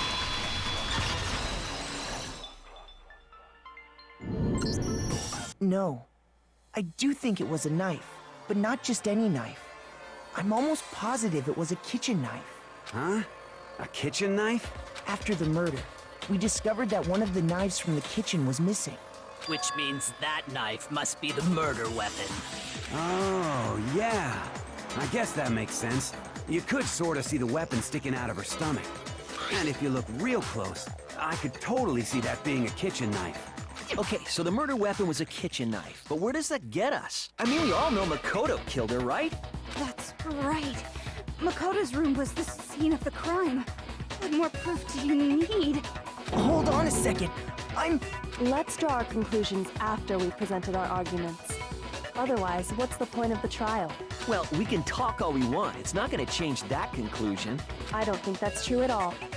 I'm sure if we keep at it, something new will reveal itself. You really believe that?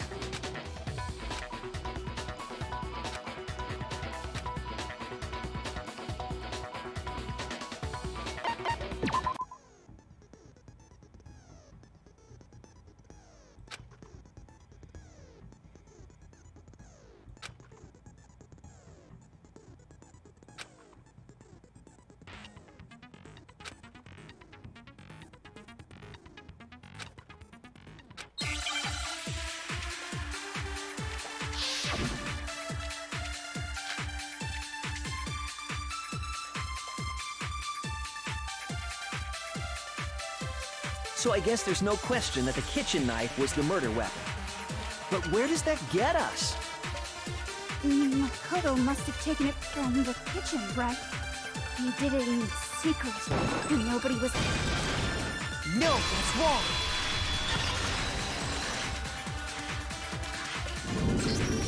Okay, wait. Hold on. I didn't take the knife from the kitchen. Next, you're gonna say you're not the killer, right? Go ahead and say it all you want. Well, what if I have a witness? What do you think, Hina? Huh? Remember what you were telling me earlier?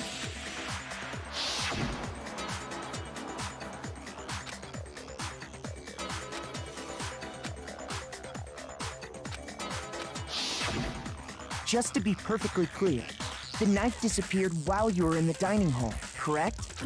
Yeah, that's right. And at any point while you were there, did you ever see me come into the dining hall?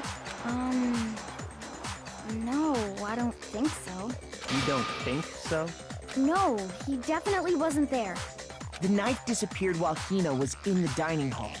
But I wasn't there the entire time.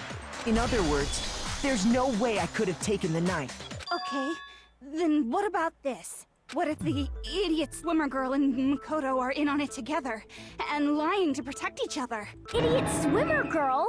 Oh, and more importantly, why would I get involved in something like that? Speaking of which, I'd like to ask the bear, if there is an accomplice, do they also become blackened? So you ask, and so I shall answer. Each murder is allowed to have an accomplice, but only the one who does the killing will get to graduate. So in other words, two people can work together, but one of them has no chance of profiting from it. Then there's no way anyone would work together, right? But what if they did work together, and they just didn't know about the rule? Ugh, good grief! Enough already! No, okay? There are no accomplices in this case! Oops! Did I say that out loud? Anyway, I didn't go to the dining hall, and I didn't take the knife, so I'm not the killer. Okay, so then, who did take the knife? Hina seems the obvious candidate. After all, she just said she was in the dining hall. No, no way! I swear it wasn't me! Sure, but can you or anyone else prove that? I can. That's right. Sakura was with me the entire time I was drinking my tea. I hate to have to ask, but just to be sure, Sakura's... me. Right. But then, couldn't either one of them have grabbed the knife? Actually, no. Because, well... Just spit it out already. I stayed in Hina's room last night. I got so scared thanks to those creepy videos. I wasn't really thinking, I just asked her to stay over. Which means we have airtight alibis. You stayed over? Doesn't that violate one of the school regulations? We're not allowed to sleep anywhere but the dorms, but it doesn't say we have to stay in our assigned room, so I don't think that's a problem. It is a problem! A boy and a girl spending the night together? It's unwholesome! But I'm a girl. You are? Oh my gosh, I'm so sorry! But if it wasn't either of you, then what other possibility is there? Actually, there is one other possibility. Right, Hina? Oh, yeah, that's true. One other person did come to the dining hall while we were there. Why didn't you say so in the first place? Well, because they're not here anymore. Sayaka. She's the one who came to the dining hall. And then later, she wound up dead. I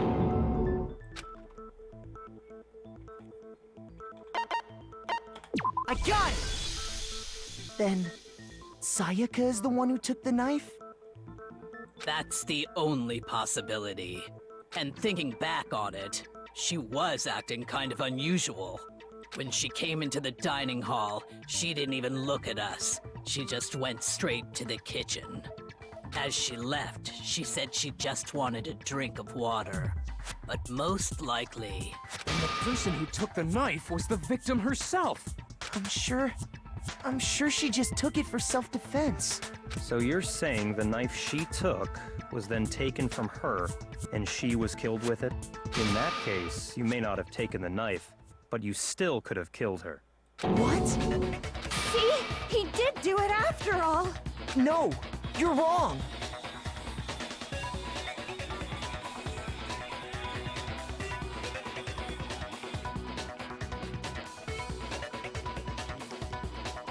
So, that's how you would twist the argument and send us all off in the wrong direction? You possess a most terrifying talent.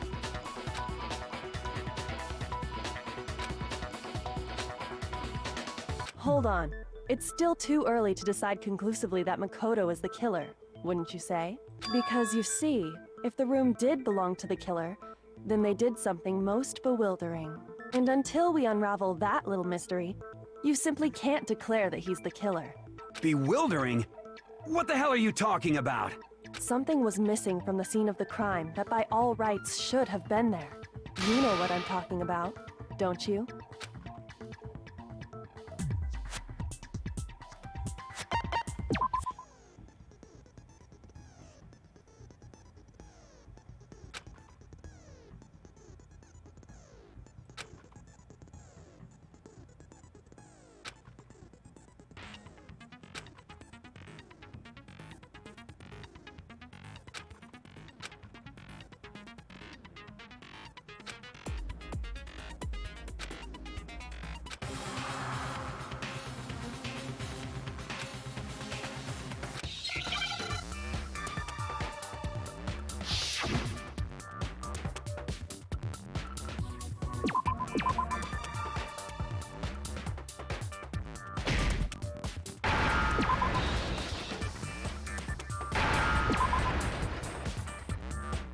I understand! That's right! There wasn't a single hair on the floor! So, the culprit removed some evidence? Yes. And if I were the culprit, why would I need to get rid of all the hair in my own room? It wouldn't be unusual at all to find my hair at the crime scene if the crime scene is in my room. The reason all the hair was gone was to remove any trace that Sayaka had ever been there. That makes sense, does it not? No. If that were the case, they would have had to do something about the body itself, not just her hair. Ha ha ha! Yes, very true, very true! Okay, then why wasn't there any hair on the ground? The killer got rid of it all, of course, to remove any trace that they had ever been there. Wait, then that means... Precisely. It's simply beyond reason to believe that the room's owner and the killer are one and the same. Then, Makoto isn't the culprit? Are you sure we can decide something so important based solely on the absence of some hair? No. There are other reasons that prove why Makoto couldn't have done it. I would like to hear these reasons. Do you remember anything remarkable about the bathroom at the scene? Sayaka was attacked in the main room first, then fled into the bathroom, right? Yeah, then they ran after her, got into the bathroom, and stabbed her. And how did the killer get into the bathroom? Did they have any trouble with it? What do you mean? It's fairly certain that the killer had some trouble getting into the bathroom. There was clear evidence left behind. Do you remember, Makoto?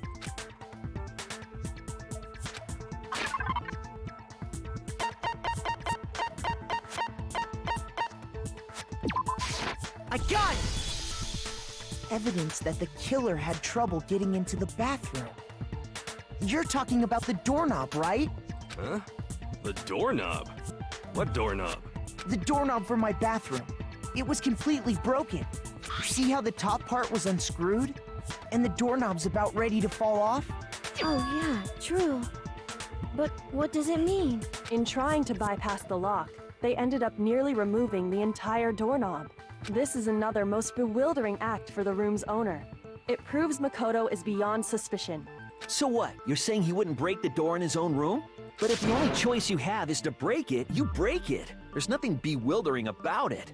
You still don't see? Okay then, let's take another look at how the incident unfolded. Hopefully that will help you understand. Thank God I got Kyoko on my side, dude.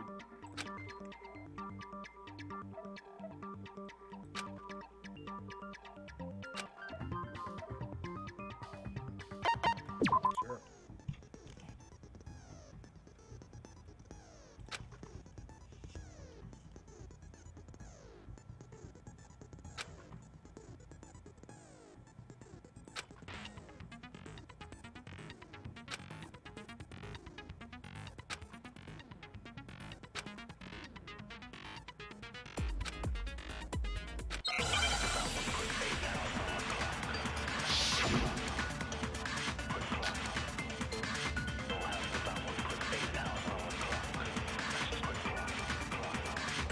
The incident took place in Makoto's room. Sayaka was first attacked in the main room. She then fled into the bathroom. Then the killer ran after her. And they got into the bathroom. At that point, the killer had to try and bust down the door, because Sayaka had locked it. And finally, the culprit had Sayaka cornered. To finish the job, they stabbed her with the kitchen knife. It was you, wasn't it, Makoto? Admit it! We already know the answer.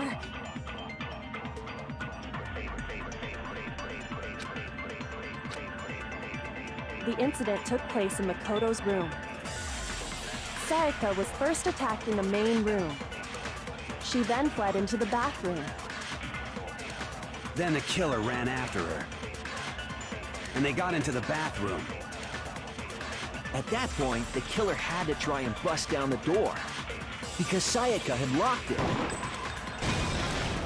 No, that's wrong!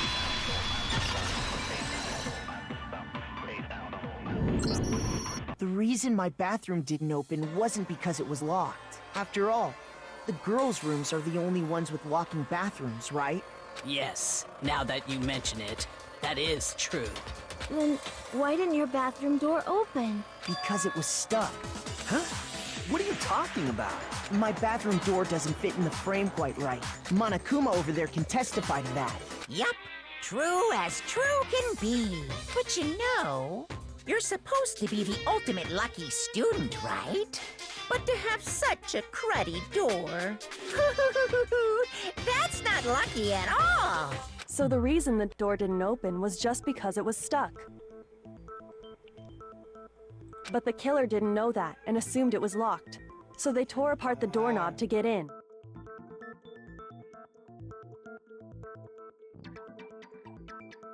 Okay, but then why would the killer even think the door was locked in the first place? Everyone should have known you can't lock any of the boys' bathrooms. The killer could easily make that mistake, thanks to one important detail about the scene of the crime.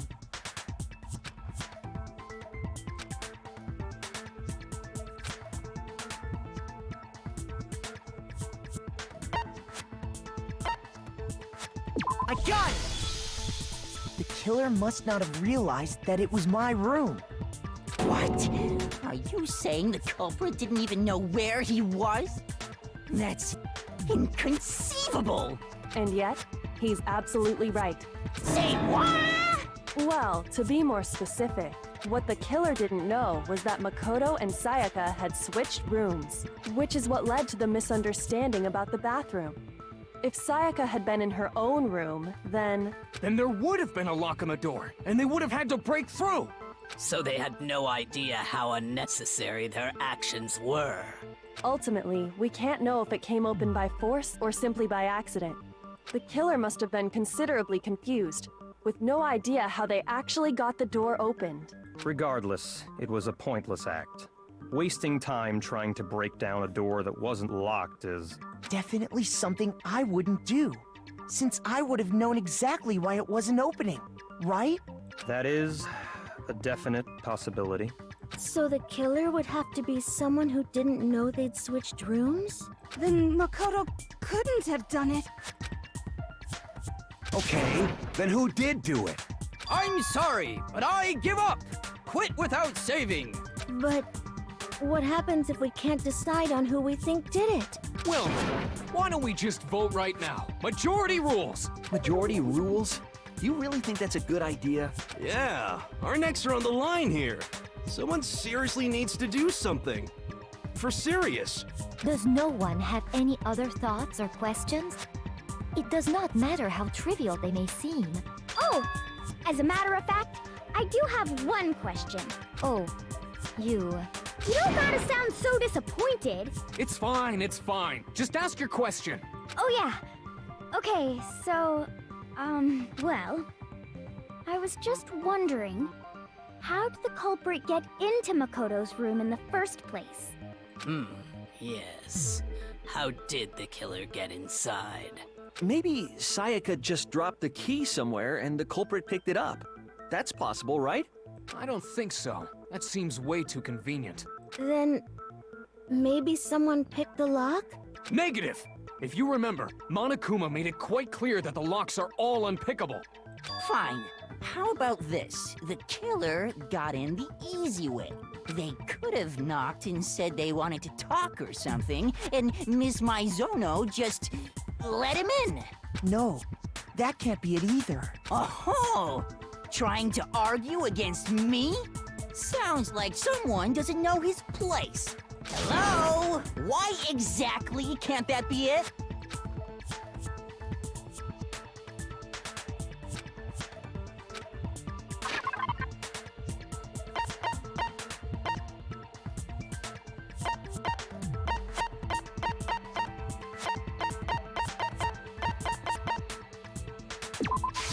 I got it! Because Sayaka was already scared, remember? That's why she asked me to switch rooms in the first place.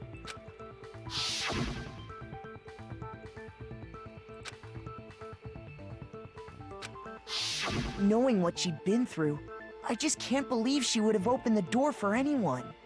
What if her being scared was a lie? Huh? Well, what the hell is that supposed to mean? Why would she lie about something like that?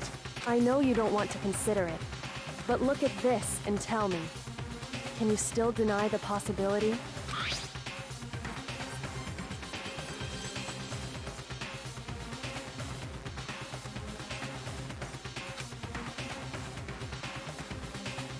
I found a notepad during my search, and I shaded in the top sheet with a pencil.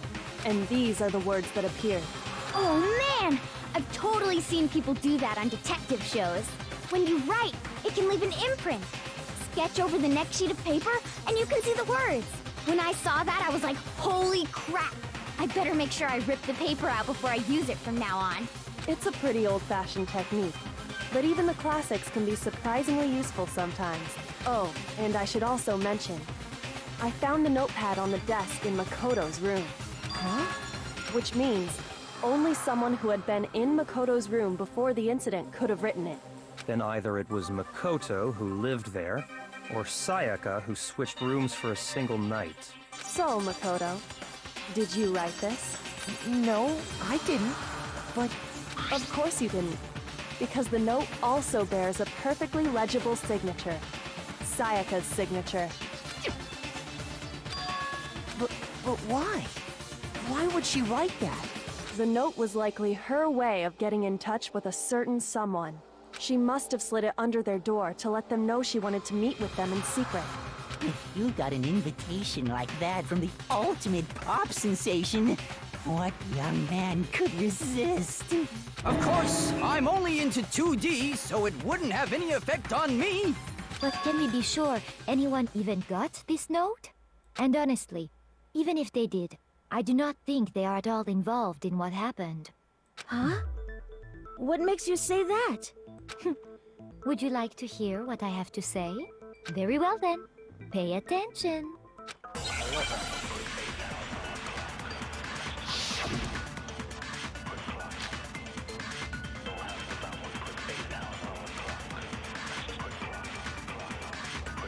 Sayaka and Makoto switched rooms, correct? But in the note, the place they were asked to come to, it specifically says, my room. I see. So if someone read that note, then they would have gone to Sayaka's room. Exactly. The room that Makoto was staying in. No, that's wrong.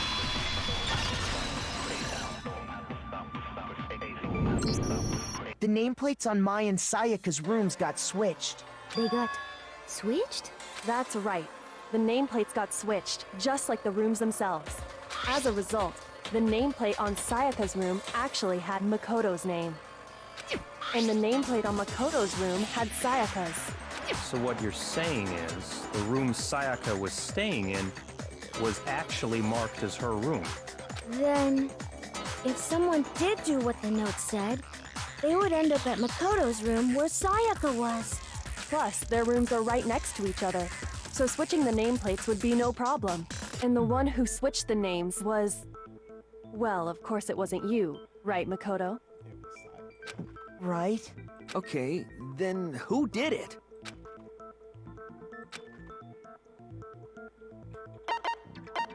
I got it! Me and Sayaka were the only ones who ever knew about us switching rooms. So the only other person besides me who would even know to switch the nameplates was Sayaka. You can also infer as much from her note.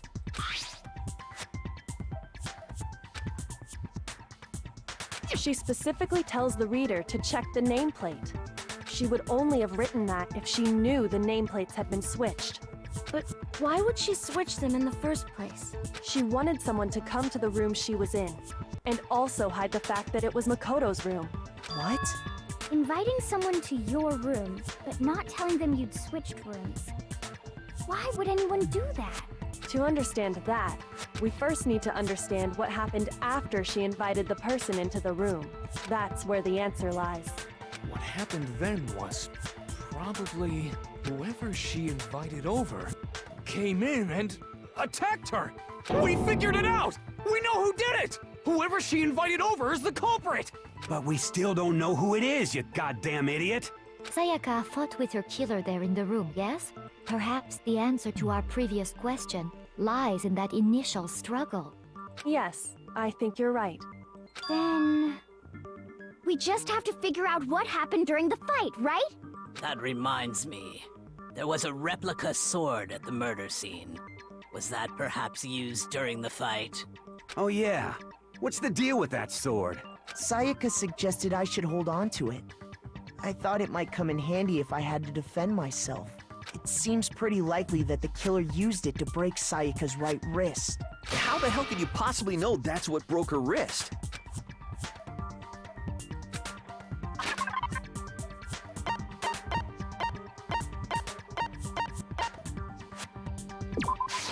I got it! All you have to do is take a good look at her broken wrist, and it should become pretty clear. Right there where her wrist is all swollen, there's something glittery there.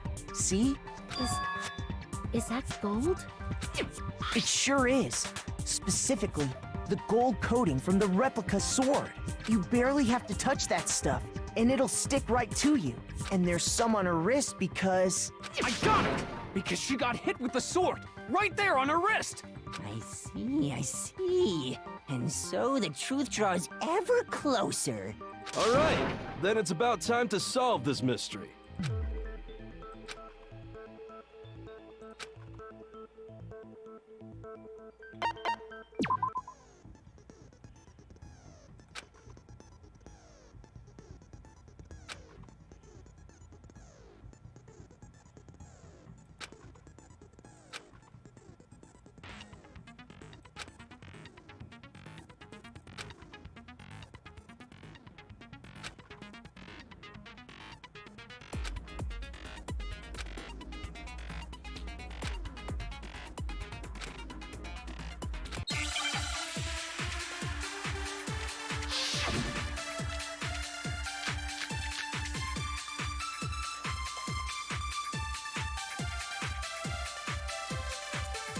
When the fighting broke out, the culprit grabbed the sword, and that's when the first blow was dealt.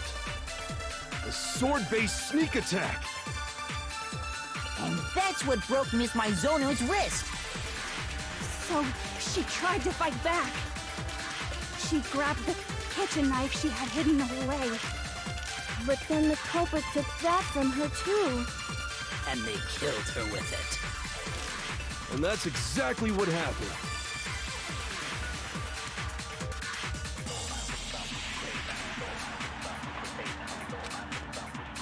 When the fighting broke out, the culprit grabbed the sword, and that's when the first blow was dealt. A sword-based sneak attack!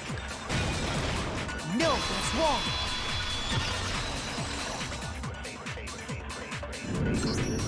Actually, no. I don't think the fight started with the sword. Why not? Because the sword's sheath had been scratched. See? There's a gash in it. Like someone cut into it with something sharp. Something sharp? You mean like the kitchen knife? That was the only sharp thing found at the scene. Stop jumping ahead! Slow down and explain it so I get what the hell's going on. If the sword was used first, there wouldn't be any explanation for the scratch on the sheath. If you were going to attack with the sword, you'd take it out of the sheath first, right? That's true. With the sheath on, it'd be heavy and bulky and useless as shit. Okay, so how did the sheath get damaged? If they got attacked with the kitchen knife, maybe they grabbed the sword as a defensive impulse. In that situation, there wouldn't be any time to actually unsheath the sword. So you're saying the sword was initially used to defend against an attack from the knife? Which means whoever had the kitchen knife was the one who attacked first. I think I get it! So here's how it all played out. The culprit came in, found the kitchen knife hidden there somewhere, then they took the knife and attacked Sayaka before she knew what was happening. So she grabbed the sword to defend herself, but then the culprit took that from her too. Then, after they broke her wrist with the sword, they took the knife and finished it. Sorry, but I don't think Sayaka used the sword to defend herself. What? How the hell can you not think that? Because she never held the sword at all. There's a certain part of her body that makes this clear.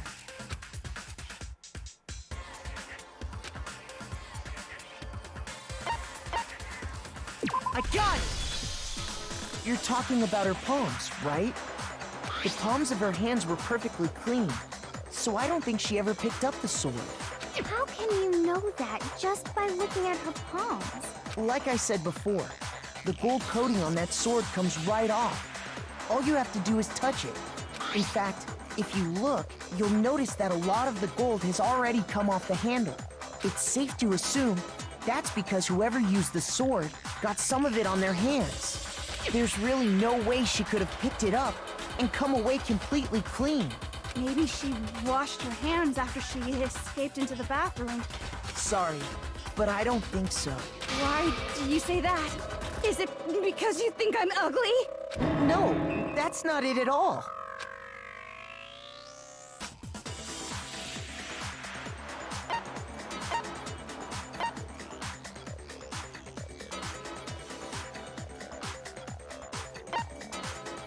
I got it! According to the Monokuma file, Sayaka's time of death was around 1:30 a.m. In other words, at nighttime. And the water in the bathroom shuts off at nighttime, right? Oh, I didn't know that. Actually, I haven't taken a shower here yet. Oh, my. You're no different! You smell like a big, fat, ugly donkey! I'm not sure whether to take that as an insult or a compliment. An insult, obviously. So anyway, if Sayaka never touched the sword, then that means the killer is the only one who used the sword. But hold on. If that's right, then the one who damaged the sheath with the kitchen knife was... I got it! Sayaka? She had the kitchen knife?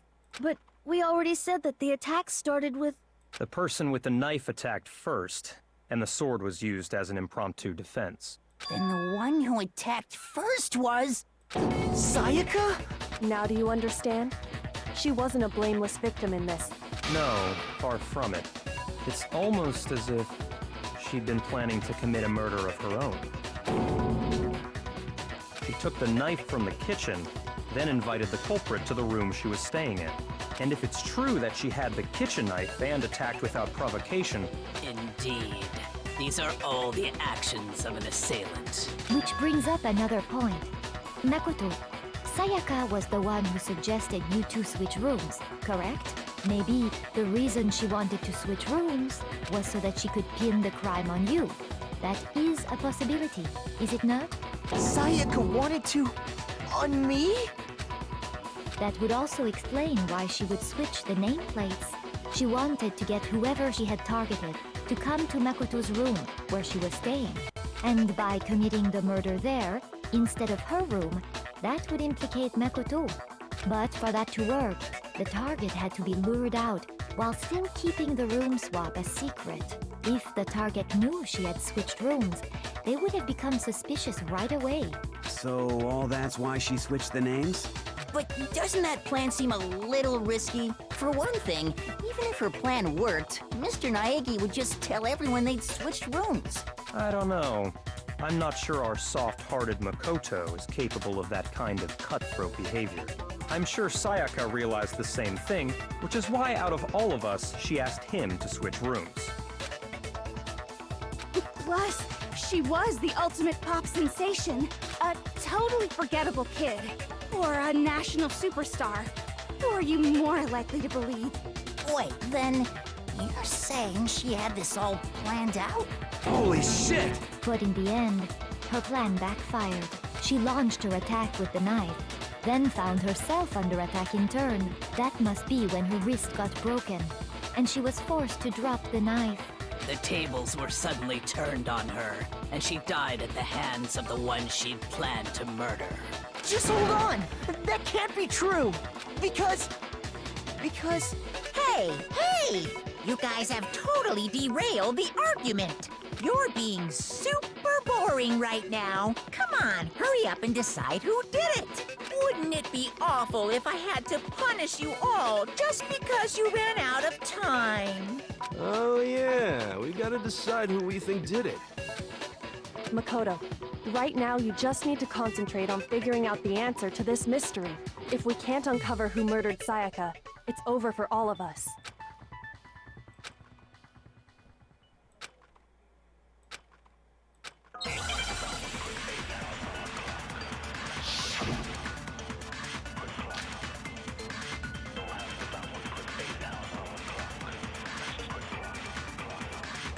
It's easy just to say, hey, decide who did it. But there just aren't any more clues, right? No, that's wrong.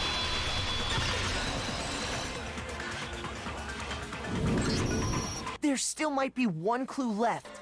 Sayaka's dying message. Dining? Wait, what did you say? The dying message. She wrote something on the wall behind her, remember? 11037. Written in her own blood. There must be a clue about the killer hidden in there. Well, before we get too far into that, I need to ask, can we really be sure that Sayaka is the one who wrote it?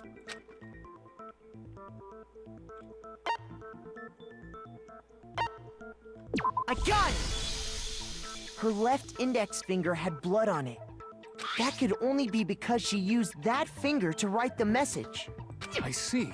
She broke her right wrist during the fight, so she'd have to use her left hand to write. Sure. I think we can all agree Sayaka wrote it. But still, what the heck do those numbers mean?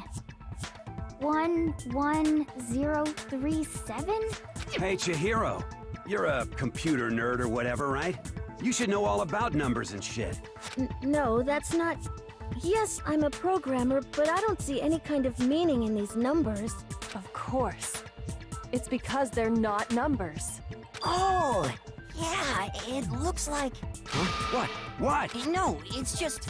look at the numbers, assuming they're not numbers. Don't these first two, 1-1, look less like two numbers and more like one letter? Ah, you're right. The connecting line is barely there, so I assumed it was 1-1, but... Looking at it now, you could also read it as an N. Whoa, you might have finally just said something worth a shit. Our little gray cells are really getting excited now. But even if that really is an N, N037, doesn't make any more sense than before. Rotate the image 180 degrees.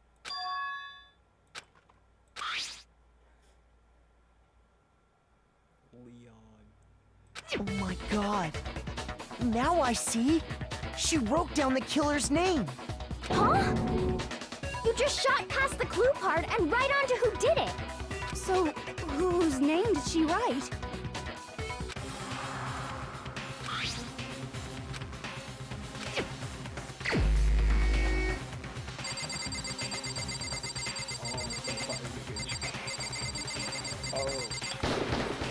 Here's my answer.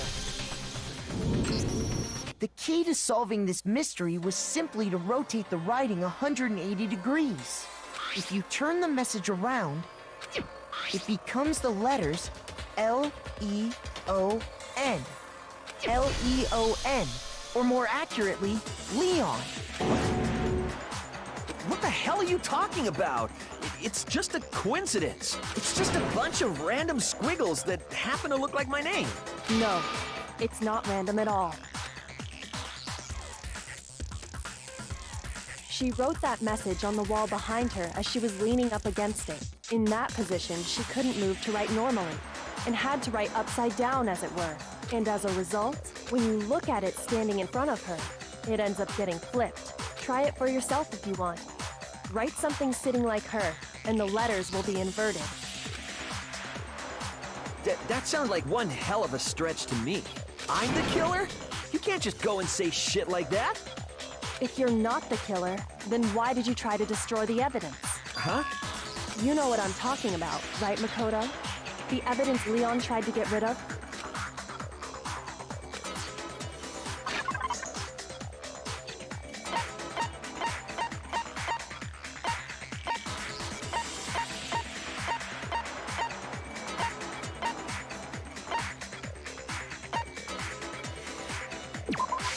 I got it!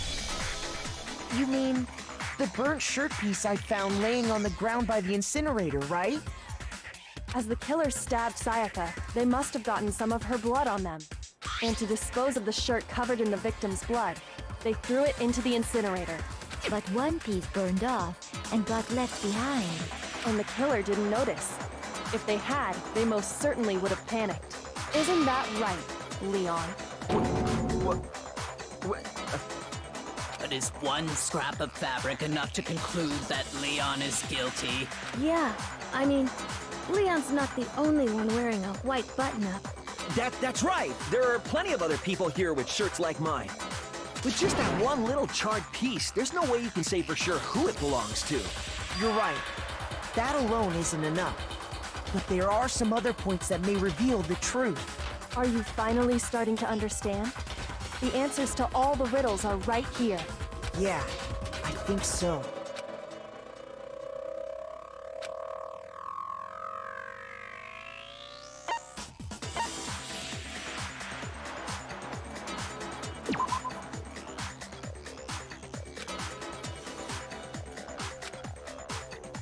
Shoot!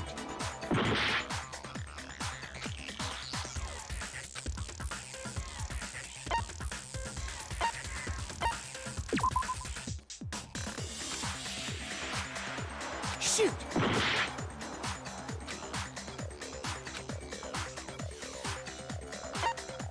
I got it! If we look closely at how the shirt was disposed of, we should be able to figure out who the killer is. Oh yeah, that's a good point. I think I know what you're gonna say. You can't reach the incinerator without opening the gate in front of the trash room, right? And obviously, you wouldn't be able to hit the switch to turn it on either. You'd need the key to get in, and the one with the key was the person on cleaning duty. So the killer had to be whoever was in charge of taking care of the trash, right? Interesting.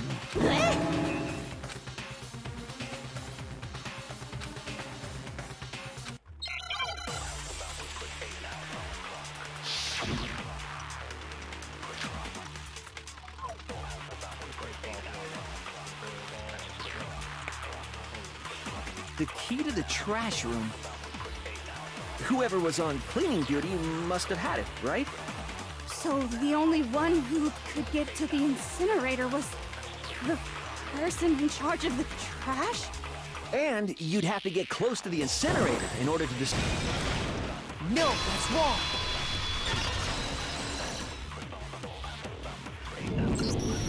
Hold on. I think I know how someone could dispose of the evidence without using the trash room key. But if you can't get past the gate, you couldn't possibly turn on the incinerator, could you? Yes, you could. If you used this. What is it, some kind of glass ball? It's busted to hell. Actually, it was supposed to be a crystal ball, but, But how would you use it? I got it! The killer simply took aim at the incinerator switch and threw the ball through a gap in the gate. All they had to do was hit that switch, and the incinerator would come to life. Someone threw a gap in the gate? Remember what you said before, Hifumi?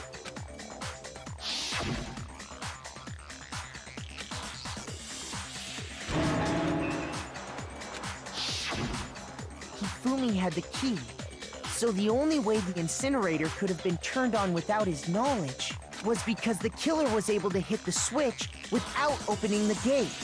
Once they got the incinerator going, all they had to do was ball up the shirt and toss it in. Hey, come on! What the hell is this? All you have to do is look at the scene to know that the killer never actually went inside the trash room. The shards of broken glass, the incinerator left running, the piece of shirt that escaped the fire. If the killer had been on cleaning duty, the evidence would have been taken care of much more thoroughly. Wait, no, just hold on. But the distance from the gate to the incinerator has to be at least 30 feet, right? The pinpoint accuracy you'd need to throw a glass ball that far and hit something that small. Could someone really do that? That's right! There's no way! It'd be impossible! Difficult, absolutely. Impossible? I don't think so. Because the killer is I got it! Because the killer is the ultimate baseball star. Isn't that right, Leon? Do you have any idea how stupid you sound right now? A target 30 feet away would surely be little challenge for the ultimate baseball star. You can't be serious. I'm not the killer! These goddamn shipper brains have got it all wrong, I'm telling you! You still won't admit it? Okay then. Makoto, go ahead and review the incident one more time to make his crime perfectly clear. And with that, we can end this. Listen to me! What the hell do you mean, end this? Say what you want, Leon. But all the questions have been answered, and the truth has been revealed. Now here's what happened.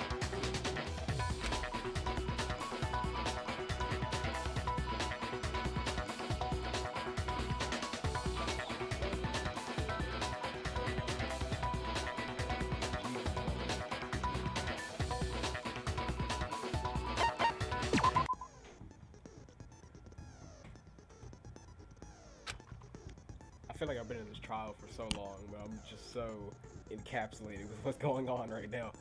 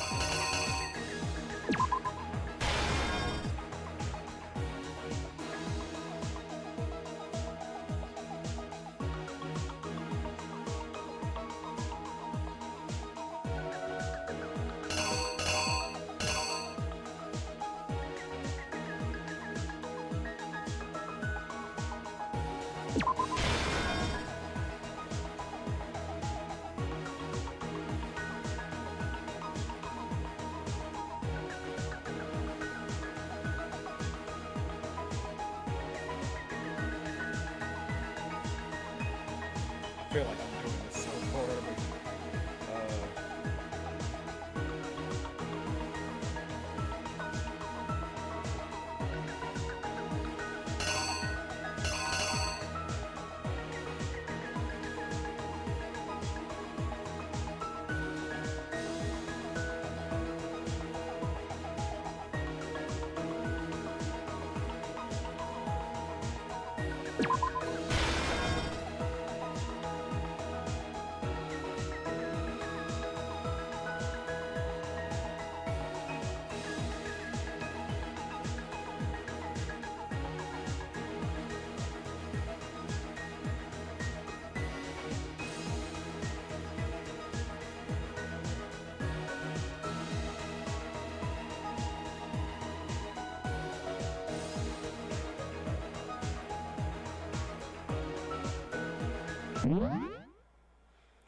Oh my god. Oh. Bringing this. Oh god. Oh, I am going to fuck this up so bad. Oh. The timer is not helping. Let's just go to the end. Alright, page 10.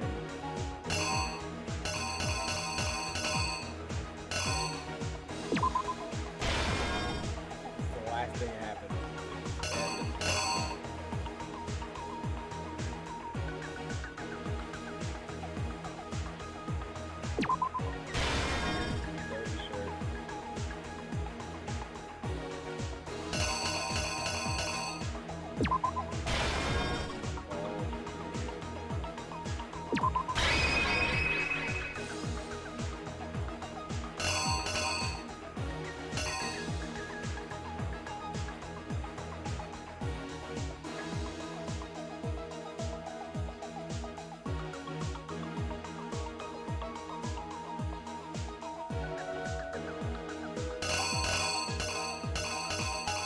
I really hope I get to do this, because this part here is the only one.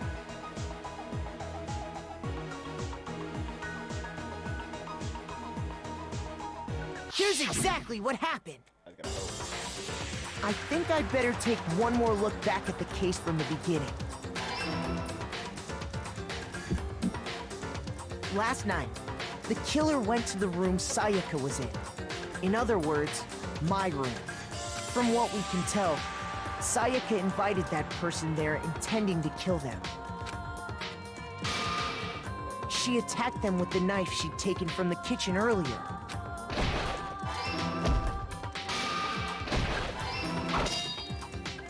But then something happened that she wasn't prepared for.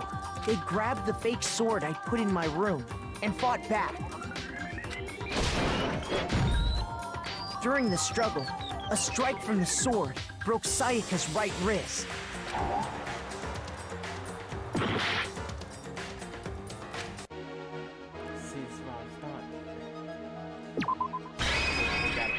The killer is you!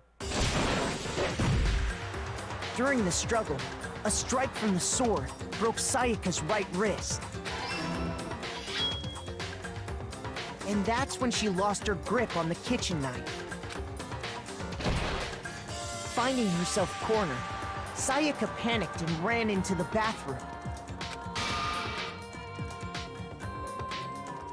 The killer went after her, but couldn't get the bathroom door open. What they didn't know was that my bathroom door got stuck easily, and there was a trick to opening it. Sayaka knew about that because I told her, but of course the killer had no way of knowing. So instead, the killer forced the door open, took the kitchen knife,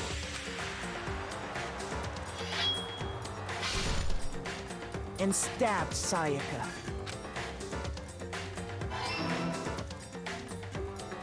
But with what strength she had remaining, Sayaka left a dying message. To keep the killer from noticing, she wrote it on the wall behind her. And with that, all her strength was gone. With Sayaka dead, the killer quickly began destroying the evidence. First, they took off their shirt, which was covered in their victim's blood.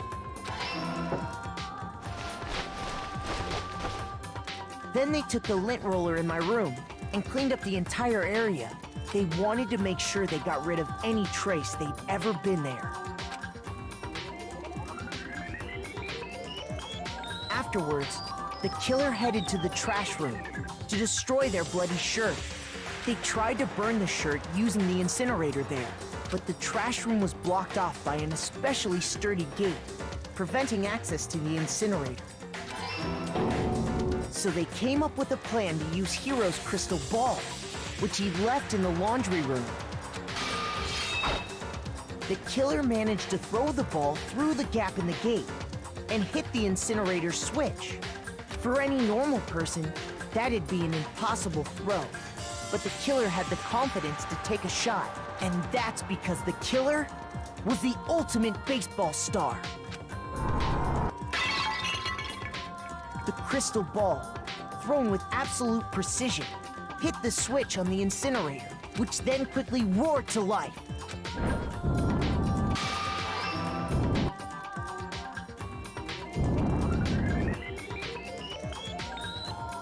Having destroyed the final piece of evidence, they left the area with, I imagine, a sigh of relief. But there was one thing they missed. Part of the shirt they'd thrown into the fire burnt away and fell out of the incinerator. The killer didn't notice this, and so left behind a piece of indisputable evidence.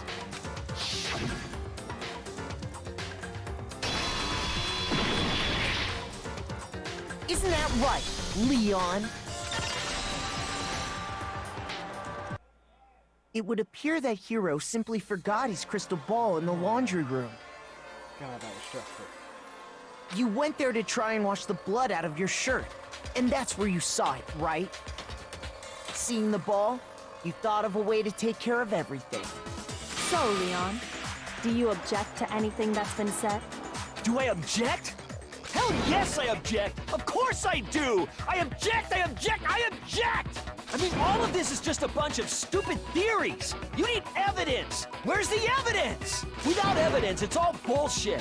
It's bullshit and I refuse to acknowledge it! Well then, I guess this is as good a time as any to present the evidence that proves you did it. Makoto, I believe you're in possession of that evidence.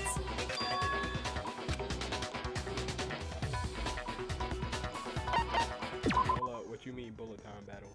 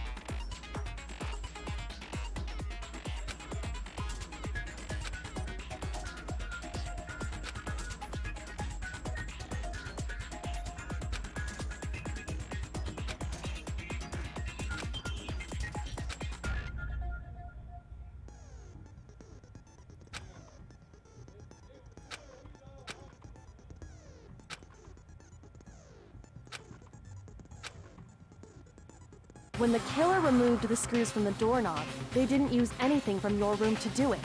Instead, they must have used something that belonged to them. I refuse to acknowledge you!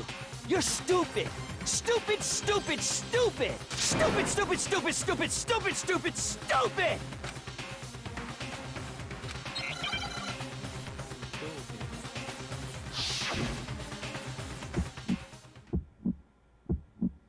Where's your proof?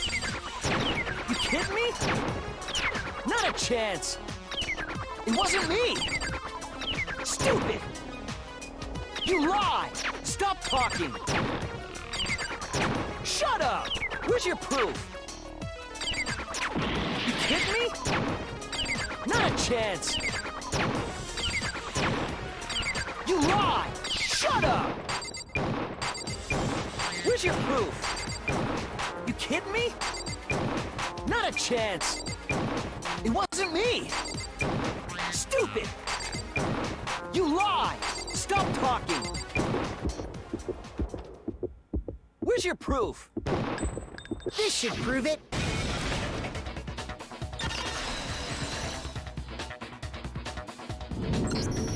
The screws on the bathroom doorknob were removed. I wonder what kind of tool the killer used to remove them. I mean, it had to be a screwdriver, right? Oh yeah, I'm pretty sure the toolkits we got each had one inside. And that must be what he used. There aren't any other tools anywhere. But the toolkit in my room had clearly never been used. That's because the culprit didn't know it was your room. They thought they were in Sayaka's room. Only the boys got toolkits, So the killer naturally assumed there wouldn't be one in there. Okay, then whose toolkit did the killer use? Stupid, stupid, stupid! It had to be their very own toolkit. Stupid, stupid, stupid, stupid, stupid! Leon, would you mind showing us your toolkit? If I'm right about this, then the screwdriver will show some evidence of being used. Stupid, stupid, stupid! Huh? And if you say you used it for something else, you'll have to explain exactly when, where, and why. And let me say this right now. I lost it isn't an excuse at this point. Stupid. Stupid.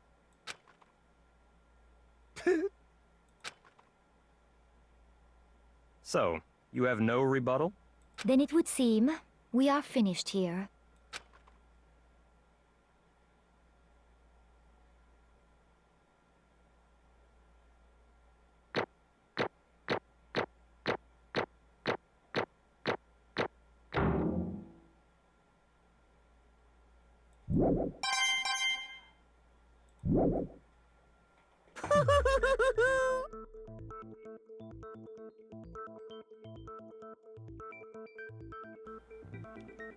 Looks like you've reached your verdict.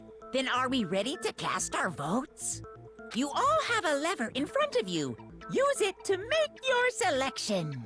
Oh, just to remind you all, make triple sure you vote for someone. You wouldn't want to be punished for something so minor, right? Okay, then let's get excited! Who will be chosen as the Blackened? Will you make the right choice or the dreadfully wrong one? What's it gonna be? What's it gonna be?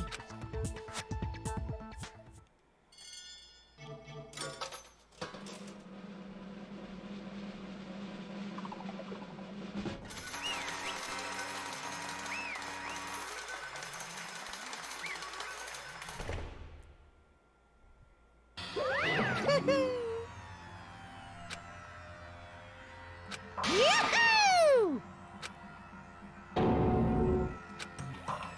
Huh? Hey, hold on.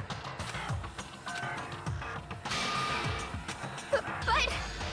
You son of a bitch! I didn't have a choice. So, that's why...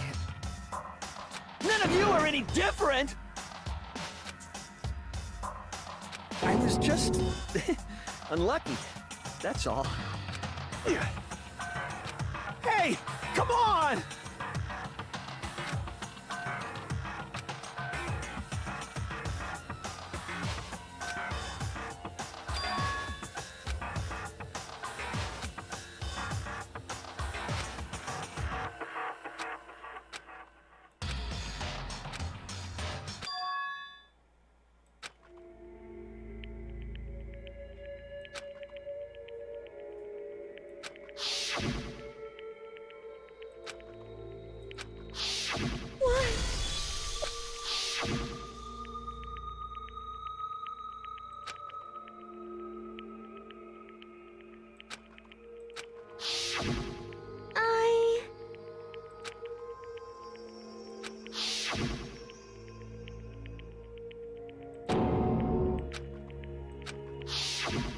No matter what happens, please always be there for me.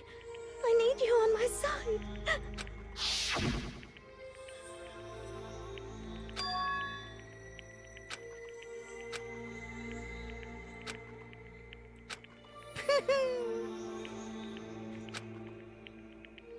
Ba-bum, ba-bum.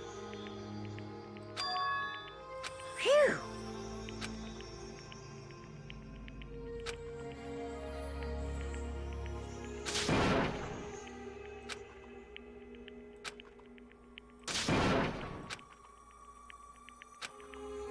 That's enough.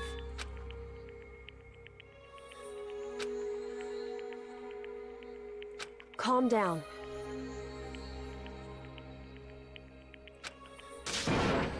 Ba-bum, ba-bum. Yes, indeed.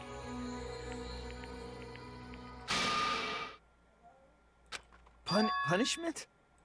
You mean execution? Wait a second! Yeah, that's it. Is that okay?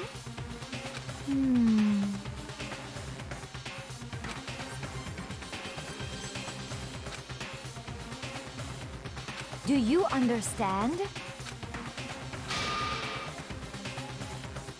So, that's why... Oh!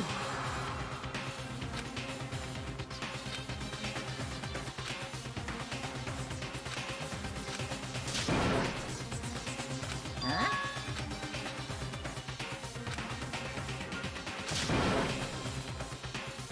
Unbelievable. Hey,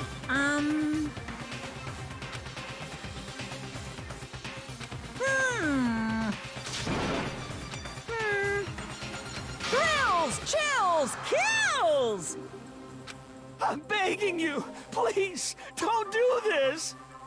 Hey, come on now! Stop! Please! Now then, I've prepared a very special punishment! No, no, no, no, no, no! Let's give it everything we've got! It's punishment time! No!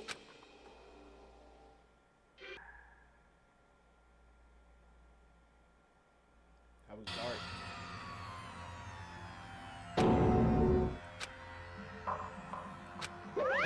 Extreme!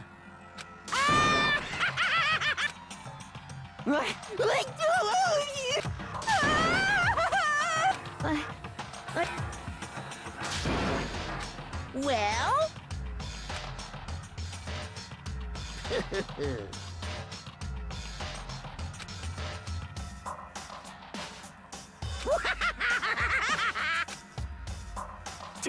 Damn you! What the heck? Say what? Well... Hey,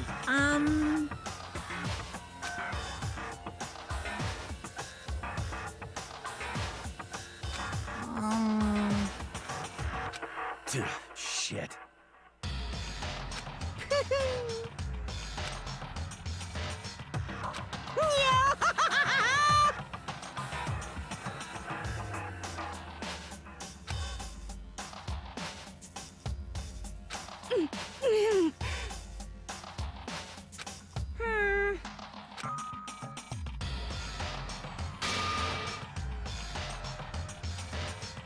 What does this mean? Hey, Thrills, chills, kills! hey.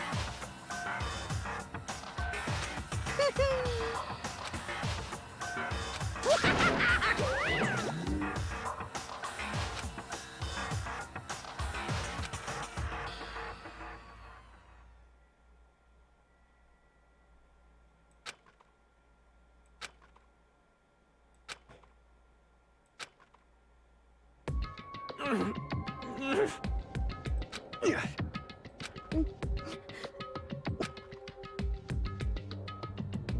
wouldn't expect anyone to be able to speak out that.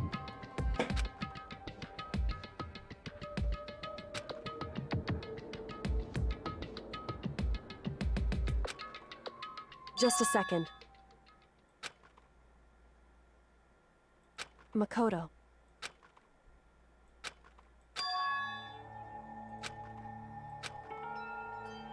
Listen.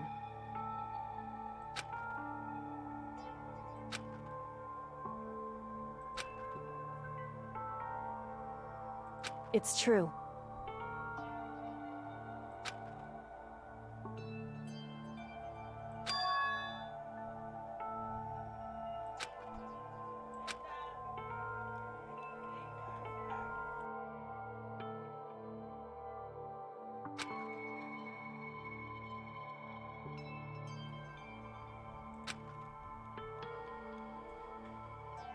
However,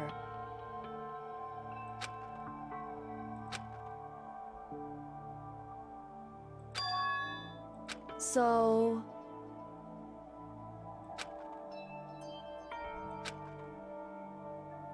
Certainly. Anyway...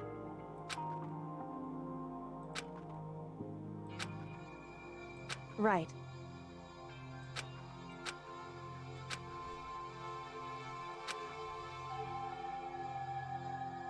Correct.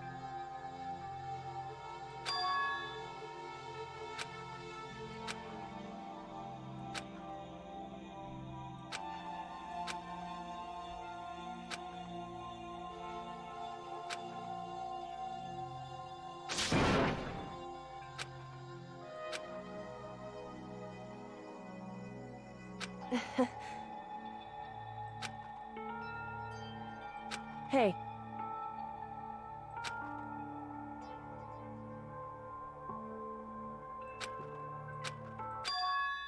What?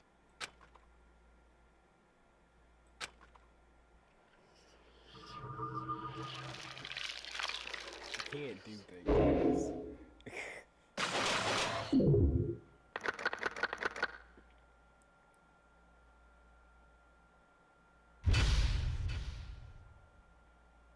Well, it seems like a good time to end the show.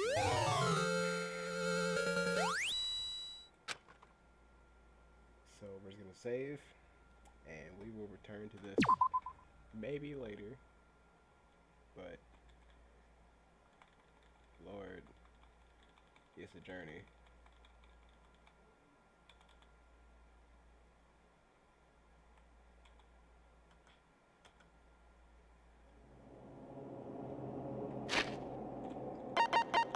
What?